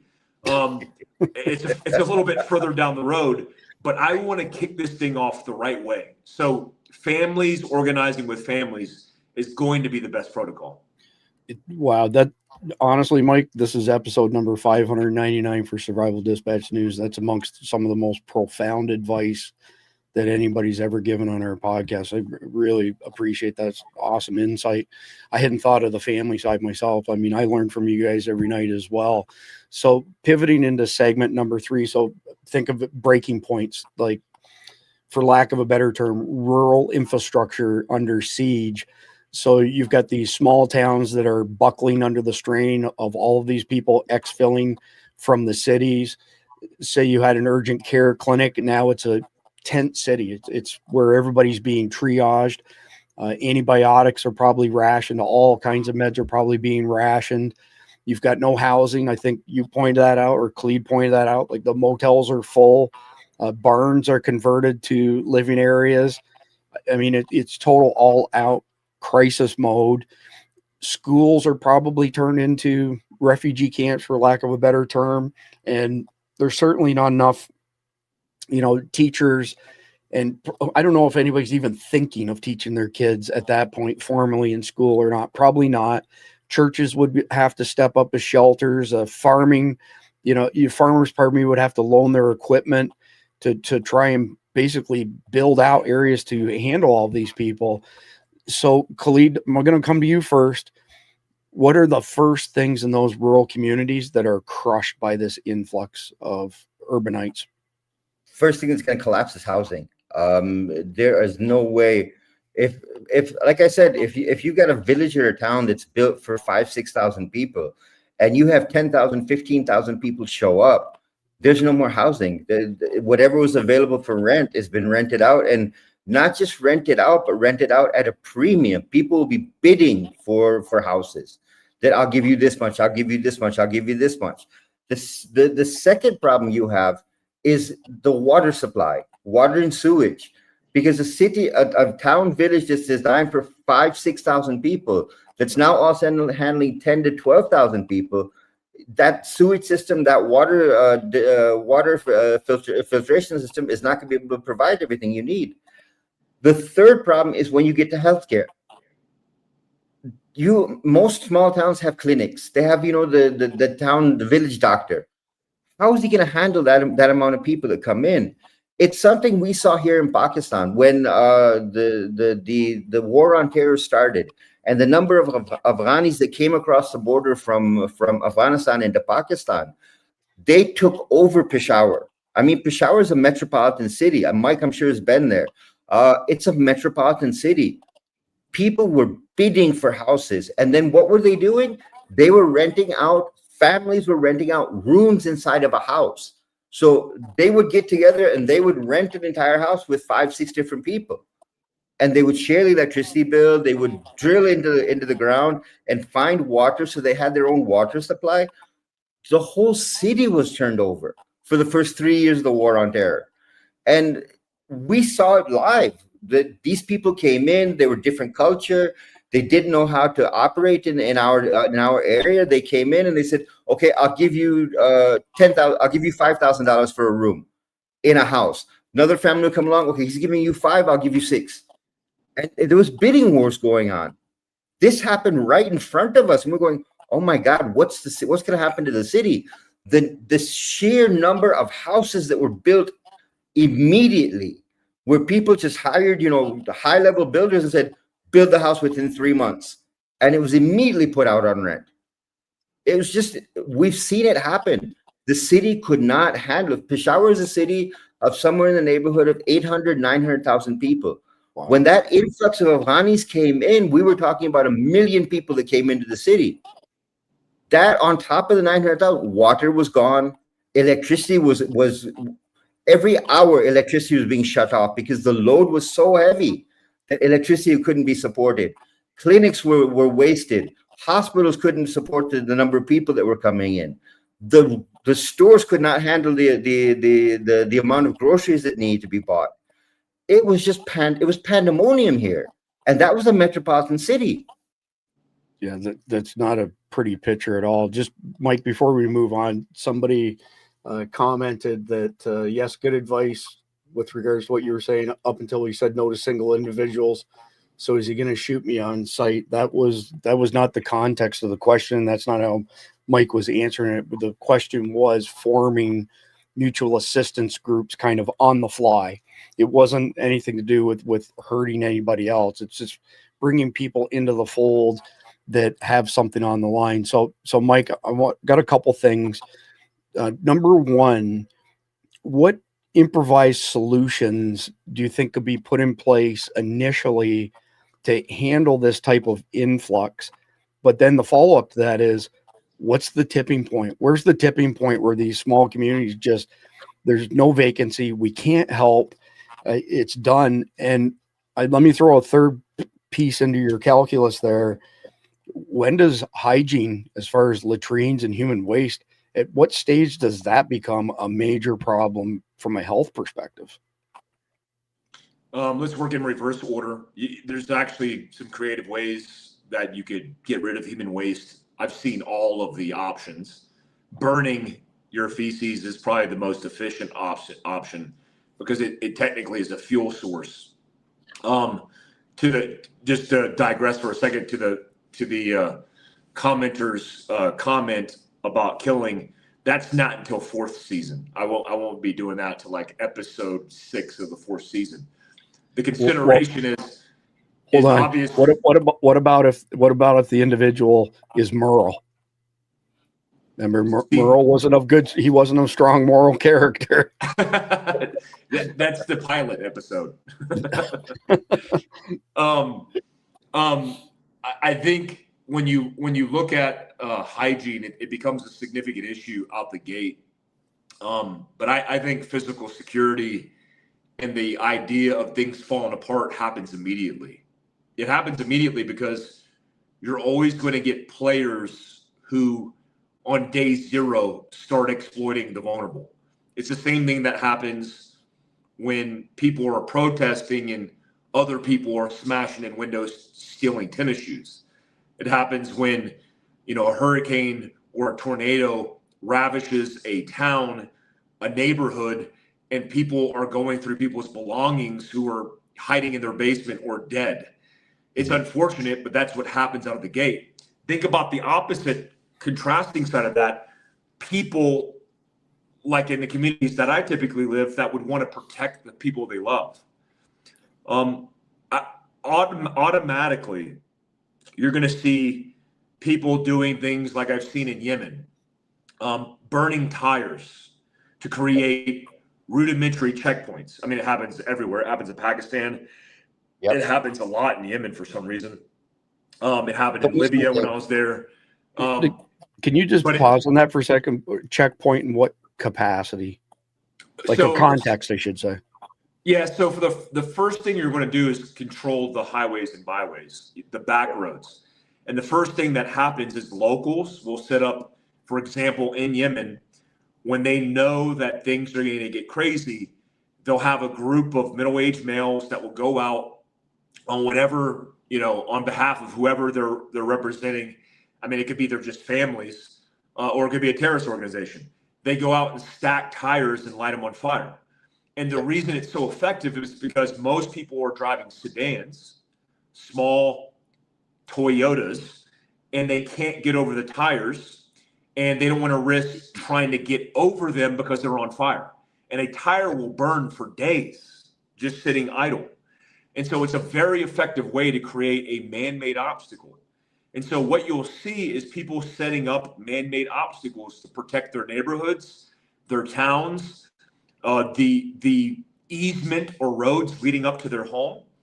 And the number one effective strategy for stopping people is creating standoff.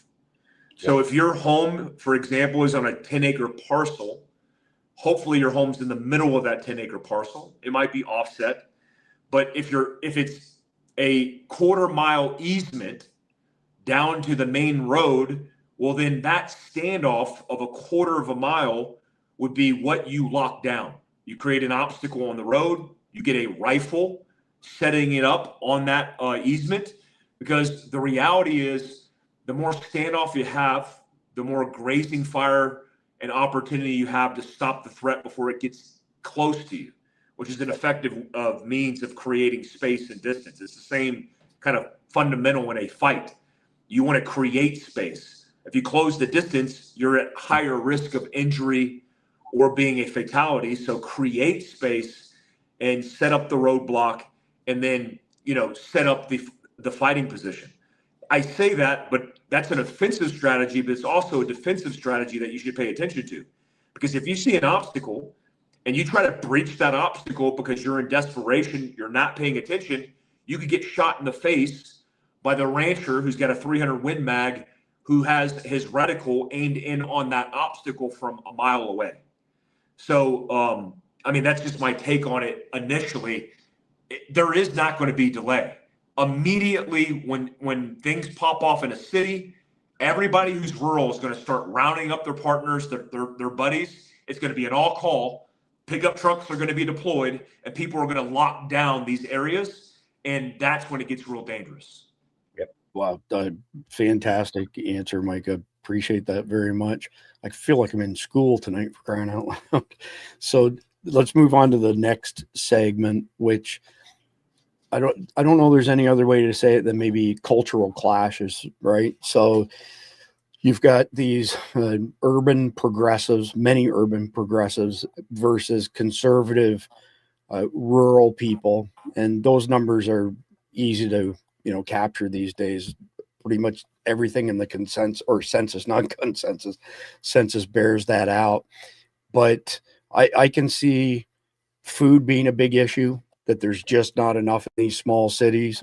And I would like to say we're never more than 3 missed meals away from anarchy. Then you have the clash of beliefs, you know, again, between woke progressives and people like us, conservative American Christians. And then I can see what comes with that is all of a sudden the crime rate goes up, especially petty crime. And people in the rural areas start to think of, holy crap, how do we preserve our way of life? This is an invasion, which only ends up causing more consternation. So, Khalid, I want to come to you and ask you if this type of resentment is inevitable, what can people do to try and mitigate it as much as possible, or can they do nothing to mitigate? Is it just going to turn to a shitstorm? I will give you a real life example. In 1979, when the Soviet Union invaded Afghanistan, the Afghanis came across the border, and they were first at refugee camps right along the borderline. Then they started moving into the cities. When they moved into the cities, the culture difference between the Afghanis and the Pakistanis was so significant that you literally had fights breaking out in cities between Afghanis and Pakistanis. The second problem you had is when they moved in, the cleanliness level of the Afghani as compared to the Pakistani was like ground and sky. The smells that came from houses, the lack of cleaning that was going on, it changed neighborhoods. The third problem we had, because the Afghanis, when they came into Pakistan, had no way of earning any money. So they resorted to very simple things: smuggling weapons in, selling those, smuggling drugs in and selling those, and starting prostitution. So that's where our crime rates went up. Our cities were infected with drugs and with weapons everywhere. We can't fault the Afghanis because that was their culture. That was what they understood. But what it did to Pakistan was that it destroyed the entire country. We before 1979, no one carried a weapon. And after 1979, we had a Kalashnikov culture, that everyone had a Kalashnikov. Everyone had a weapon because that was brought to us by the Afghanis, and they were so cheap to buy weapons that everyone had one. We didn't have a drug problem in the country before that. Once the Afghanis came in, we had hashish, we had heroin, and that was a problem for Pakistan as well. And then you had prostitution on top of that. Things that Pakistan had never seen before. Before 79, the biggest problem we had in Pakistan was gambling. We had casinos, we had, nighttime places where people went that were dance clubs. That was the biggest problem we had in the country. But when the Afghanis came in, the entire culture changed in the country. You're going to have that same problem when the city folk move into the country, because the country areas are not, equipped for the city folk. The city folk are used to ordering from a restaurant. They're used to having everything at their fingertips. You move into the country, everyone makes do. They grow it from the land, and they pick it from the land, and they cook it for themselves, or they go out and hunt for it. And the city folks not ready for that. So you're going to have a clash of cultures that's going to be very significant. And trying to mitigate that is going to be impossible. Yeah, I don't disagree. Mike, before we move on, I was thinking to myself, our friend, Lieutenant Colonel Doc Pete Chambers, and the group of people that he sent to West North Carolina, and he's still helping there with the fallout from Hurricane Helene. In general terms, what could rural communities do now to build better resilience?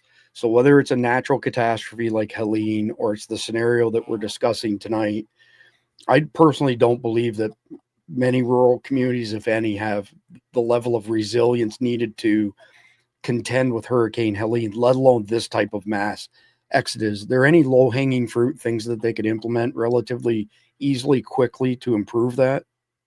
Yeah, the community component is just a networking drill. I mean, if they can network, that's great.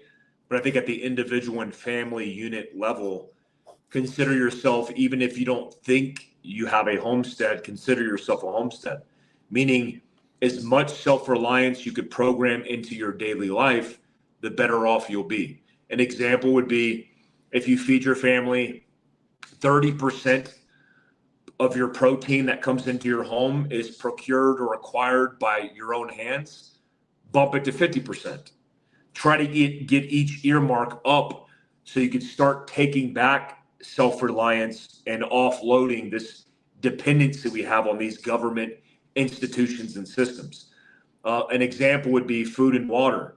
Food, we talk about all the time, carnivore, which is a clean protein, beef, chicken, and pork. Have it on hand in food storage, and then also procure half a cow. I mean, I have half a cow in my freezer right now. All the steaks I could eat. That freezer is set up to where I have a Honda small generator that could power that for a period of time if we lose electricity.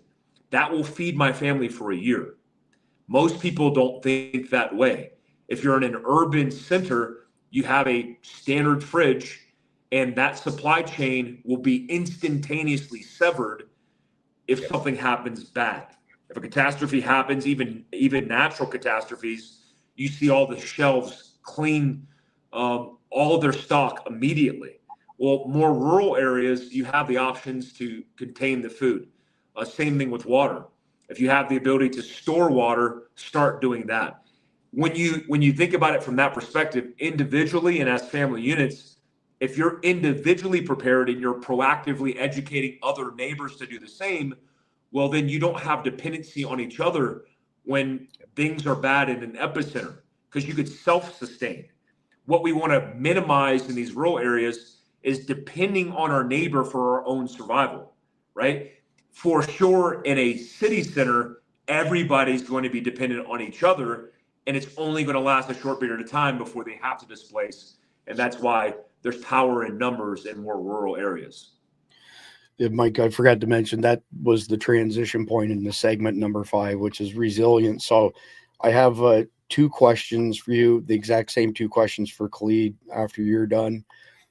Top 5 preps that people need to have right now. And keep in mind, Mike wrote a book on that called Prepared. You can get this on Amazon. It's a bestseller, and it's not a bestseller where they say it's a bestseller. It didn't sell. This book actually sold and still sells in quantity. It's probably decent mailbox money if you hit success like that. Congratulations on that, Mike. But top 5 preps right now, and then the second half of the question: what prep drills should people start doing right now, regardless of whether they live urban or rural, so that when the shit does hit the fan, they've actually done some of these drills in advance? Yeah, it's a good question. So number one is I'm going to take it at a family level, because individually This is not an individual scenario. You're going to have to double down on your family and provide for your family. So number one is security. That includes guns and ammo. If you're the guy who thinks your inside the waistband is your end all be all solution to defense, you're ill prepared. You need at a minimum, a pistol, an AR-15, and a rifle, a high power rifle, preferably a gas gun chambered in at least .308 at a minimum. That's because you need the efficiency and optimized setup for you to do a rapid engagement scenario at distance.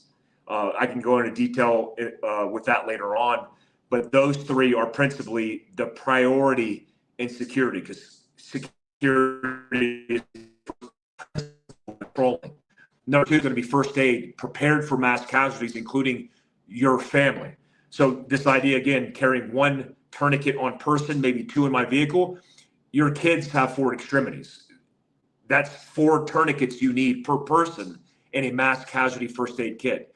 That first aid kit doesn't include just stop the bleed. It's antibiotics, it's epinephrine, it's all the things that you need to sustain life, limb, or eyesight for an extended period of time.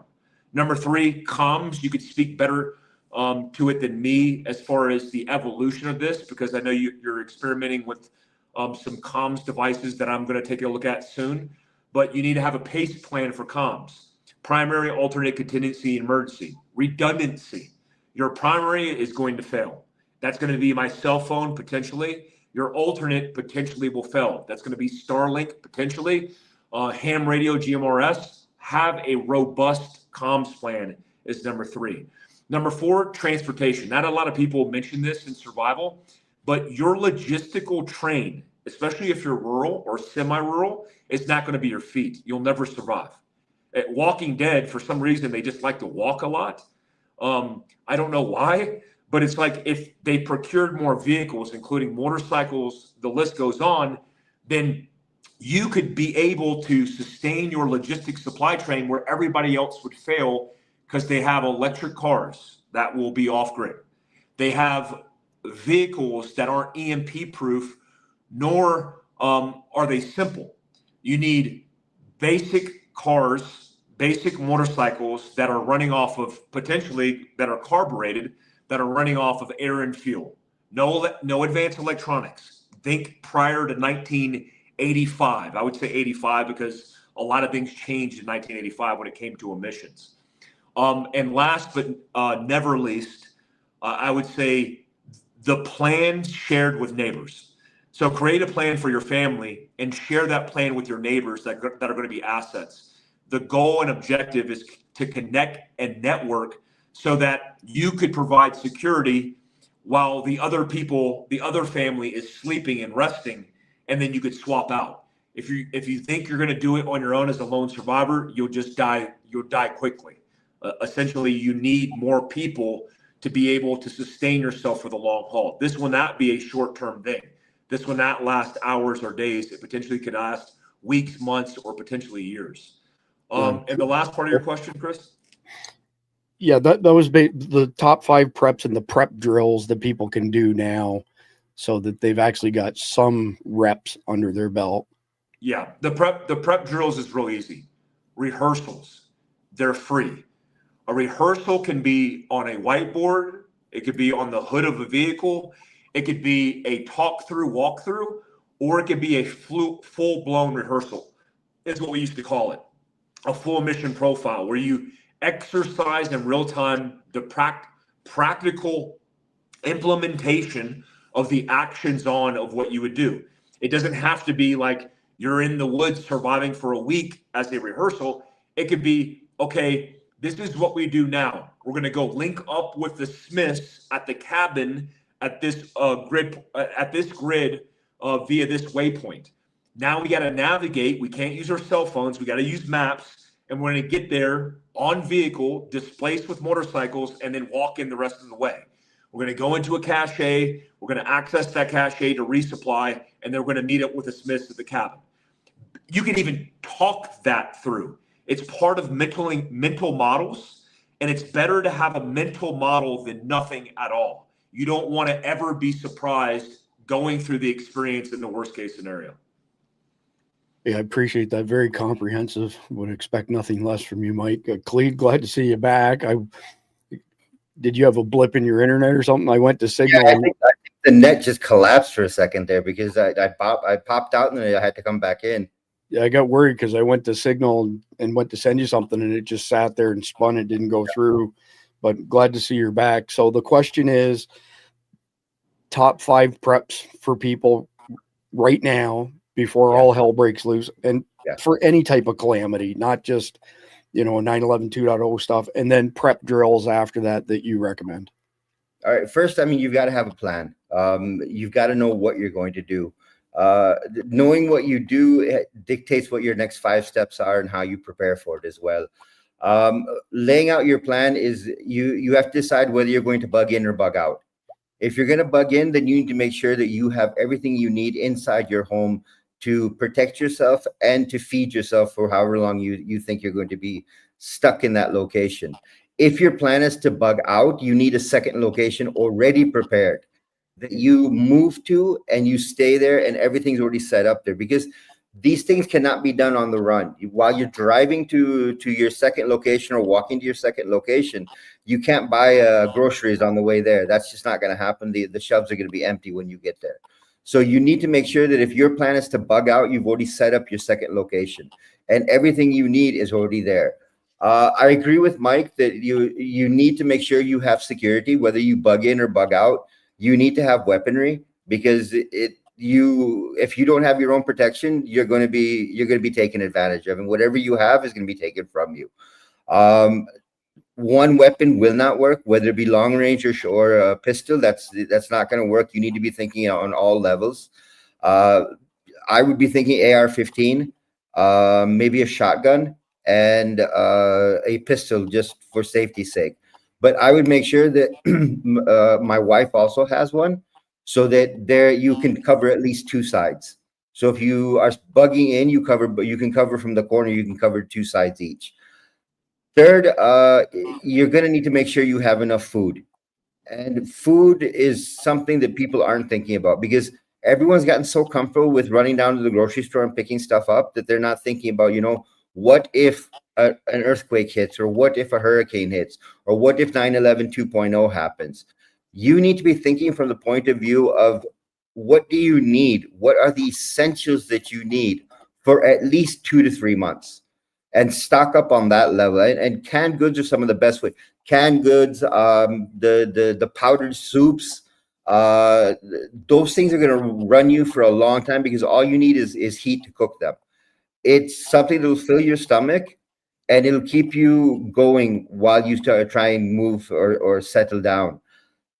Lastly, transportation, because at the end of the day, you cannot stay on the X. Once your city's been hit by a terrorist, you've got to figure out a way out, whether it be that time when the attack happens, a week later, 2 weeks later, you've got to be figuring out a way out of wherever you are. So transportation is very important. In terms of practice, I go through this on a regular basis. We run physical drills, because you have to know what you're going to do, and you actually have to do it, because mentally you can have that picture, and that's great. We sit around, we talk about, okay, this is what you do, this is what you do, this is what you do. But then at some point, like in the middle of the night, I tell my guys, move and let's go. And we make them do it, because you don't know when this is going to happen and how it's going to happen. So you've got to run through it, and you've got to put the people that you love and care for in that stress position, so they get used to what's going to happen. Because if you do it all of a sudden when the attack happens or the calamity happens, you're going to find that a lot of people will not be able to operate in that structure. So you need to put them through it.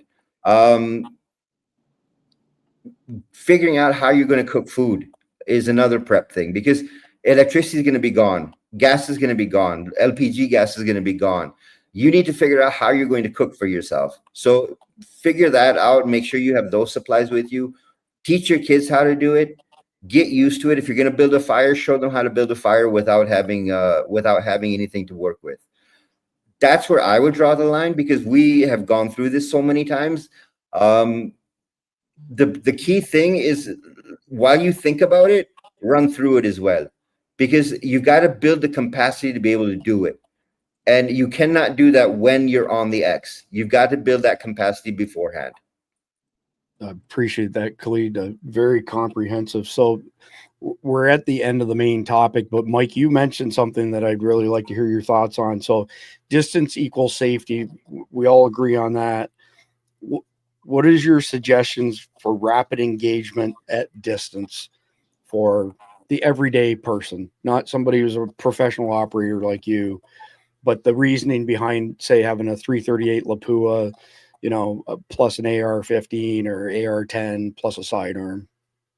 Yeah, the number one recommendation is an AR platform with a variable magnified optic with a mil radian reticle. And the reason being is if you down select a 1-6 or 1-8, it could be variably powered down, so you could use it as a close range weapon system, or you could mate it with a red dot optic on top or offset, like a doctor, an aim point, etc. So you have both the close range option and the far range option. I mean, decades ago when I was running operations in Iraq, I used to use the offset 45-degree red dot when I ran through the house because I was running to the rooftop with a 308 SR-25 gas gun to engage at distance. Rapid engagement scenarios are important with longer guns because if you have one enemy, you likely have two. If you miss one enemy, you need an immediate follow-up shot. And so you need a first focal plane scope. That means that as you move in and out the variable magnification, it doesn't change the data that you're utilizing or the hold that you're referencing in your reticle. And I would down select mil radian because it is a more accurate unit of measure outside of minutes of angle because it's more detailed at distance. Essentially, that's the easy solution for it. And last but not least, I would only do 1-6 or 1-8, either in a night force optic or a vortex optic, which is really good glass. But I would only do 1-6 or 1-8 because when you get into 21 power or more, you start getting a constrained objective lens and ocular lens, which is the side closest to your eye, and it's harder to get eye relief. It's harder to see the target, which means at distance, when you have time, yeah, sure, you could take that fraction of a second. But at 1-6 or 1-8, the glass is really good at giving you proper ocular and objective lens observation of the target without skewing your view with vignetting, which is the darkness around the ocular lens. And this is going to allow you to truly get the gun in position, snap that shot, and then follow up with a secondary shot if needed. The platforms, a 14.5 to 16-inch BCM recce, with a variable magnified optic 1-6 vortex or 1-8 night force with a mil radian bullet drop compensator. I know that's a lot. Just rewind it if you have to. No, I appreciate that very much, Mike. Let me get Khalid back on stage here. I'm been a Trigicon whore for years when it comes to optics, and Primary Arms sent us just a ton of optics earlier this year to test. And I've got a Mark 18 that's had a Trigicon Credo on it for years, and I love that optic. One of the LPVOs that Primary Arms made, ironically 1-8, by the way, has got the easiest to acquire sight of any LPVO I've ever used. So I took the $3,000 Trigicon off and put the $1,400 Primary Arms on and left it. There's some up and comers and lower cost units for sure, and we're pretty fortunate that we get sent that stuff to test. Mike, before we go into the cleanup stage of all of this, speak to Dead Drop Intel, your purpose for forming the group and your vision for it. Yeah, Dead Drop Intel right now on Substack is a culmination or a collective of Intel experts, and I am not one. I kind of facilitate the conversation because I'm used to taking intel from the experts from my S2 shops. And whether it was Humid, SIGINT, EMINT, the list goes on, the INTs go on. Whenever I got intelligence, I was good at taking that and formulating a plan of execution or an operation to be accomplished. And so I think what this Substack is right now is expertise, especially articles, because Substack's good for the written word, of understanding what's going on in a world in real time from the experts with thoughtful academia via their experiences. I mean, Khalid, for example, has more experience than I would ever have because he's immersed in the culture because he lives it. And so he knows it more than anybody. When he writes an article on emerging threats and terrorism, you should pay attention. If I'm writing an article, it's likely aligned with operations or potential threats that are ongoing. It might even be about preparedness. And again, it's about getting away from just clickbait and tweets about things that are very significant for you to understand the complexities of, and that's the gist of it. Yeah, thank you very much, Mike. I just want to draw attention to the fact that, I'm not an Intel expert. Mike is way more of an Intel expert than me, even though he says he's not. But we've assembled the A team here. So you've got Mike, you've got Khalid, you've got Sarah Adams, you've got somebody with the initials JD. You can connect the dots from there. We've got Ryan Gehu, Lieutenant Colonel Matt Butler, Keith Graves from Christian Warrior Training. Why do I feel like I'm forgetting somebody, Khalid?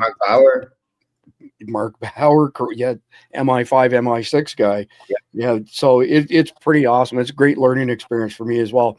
On comms, Dr. Michael Fabian and I have tested everything under the sun over the course of the past 2 years, except for doing extensive shortwave high frequency testing. And in a Walking Dead scenario, that's the only type of radio system that's going to give the common man any ability to communicate globally around the world. But we recorded a conversation on the weekend. I think it was 45 minutes long. It's airing tomorrow morning at 08:38 on our Substack, survivaldispatch.news. So check that out.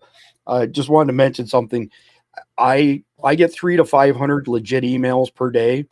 If you send a DM to me on any platform, the chances are pretty slim that I'll be able to get to it.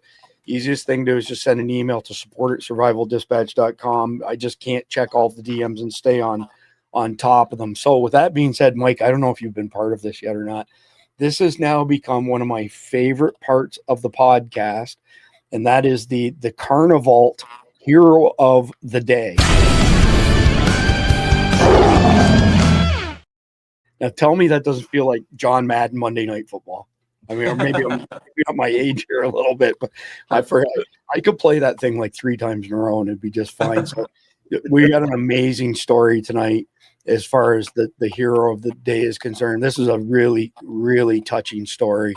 So Michigan's Novi High School senior Robbie Heil is the official hydration manager for his high school football team. He has Down syndrome, but any player or coach on the team would tell you he's been an integral part of the team for the past 4 years. During one of the games this senior season, Robbie got to play up a different role for Friday Night Lights. His coach had him suit up against Southline East High School. The coach put him in at running back. Robbie was hoping to score his first touchdown for his mom. Robbie's mom, Debbie, is terminally ill with bone cancer. She had no idea he was suiting up to play in the game. From the sidelines, Debbie watched Robbie through tears as he ran the ball more than 30 yards for the touchdown before falling to her knees. There wasn't a dry eye in the house. Bravo to those good boys on both teams, the coaches, the referees, and God bless Robbie and his mom. 1 minute, 25 seconds. I'm going to forewarn you right now. It's hard to watch this, and have dry eyes. Senior running back / hydration manager Robbie Heil easily made the play of the year tonight. The sights and sounds of the Friday Night Lights were extra bright tonight as the stage was set for a moment that will shine in our hearts forever. This is something that we thought we could do to bring some joy, hopefully some outstanding memories. Robbie Heil, a senior with Down syndrome, has been an integral part of Wildcat athletics for the last 4 years. We lost this team, man. Yeah, I'm serious. You're a big part of this, all right? And tonight, they proved it. In the second quarter, with just over 10 minutes to go in a tie game, Robbie came in. And just like they practiced, a perfect snap, a clean handoff, and Robbie seeing nothing but green in front of him.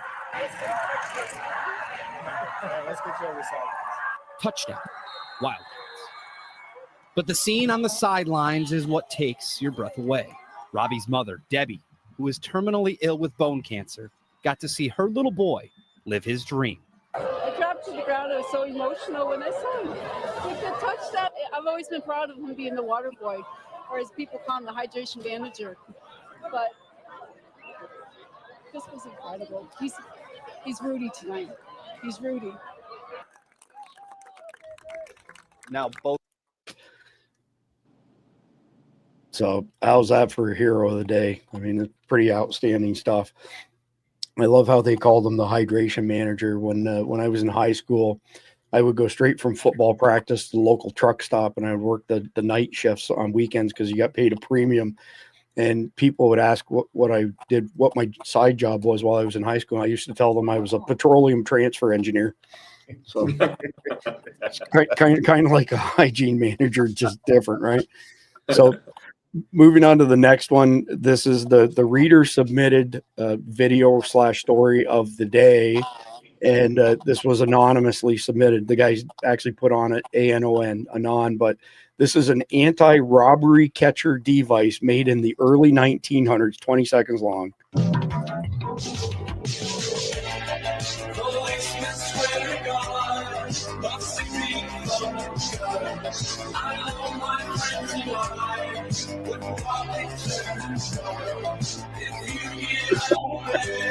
Wow. Tell me that's not bad. Tell me that's not badass. That's pretty cool. It's kind of like Spider-Man, just different, right? So right on. So conflicted question of the day. Again, conflictedthegame.com if you're not familiar with it. 14 card decks with questions set in post-apocalyptic scenarios, usually some element of morality. An electromagnetic pulse went off and you have about 2 weeks worth of food and water in your pantry and $200 cash. You also have a handgun, about 300 rounds of ammo, and 4 more family members to look after. What would you buy with the $200 before total chaos takes over, and why? So, Mike, I'll give you first crack at this one. Oh, geez. $200. That's not going to go a long way. I think if I had $200 to spend, and all my vehicles are EMP proof, they're all 80s vehicles. So I'd buy fuel. I think fuel and extending my travel range to acquire more supplies would fare me best. Fuel is my answer. Good answer. Khalid? I would start out. Well, my vehicles aren't EMP proof, so I've got to do groceries. With 4 people well, Mike, you've got 4 people in the family. They've got to eat something. So, I mean, I'd be buying food for them. Because you've got enough ammo to deal with whatever problems you've got. You can handle that, but you've got to have food. And that would be where my money would go, is, feeding these 4 people I've got to deal with. I got a coupon code for you for Carnival if you want. There you go. Eat meat, get 10% off. And my daily driver is definitely EMP proof. That's I like that. Square body. 1982 K20 with 16 inches of lift, 40-inch rubber on it. It's got a 383 board 60 over, so it's basically a 400 short block.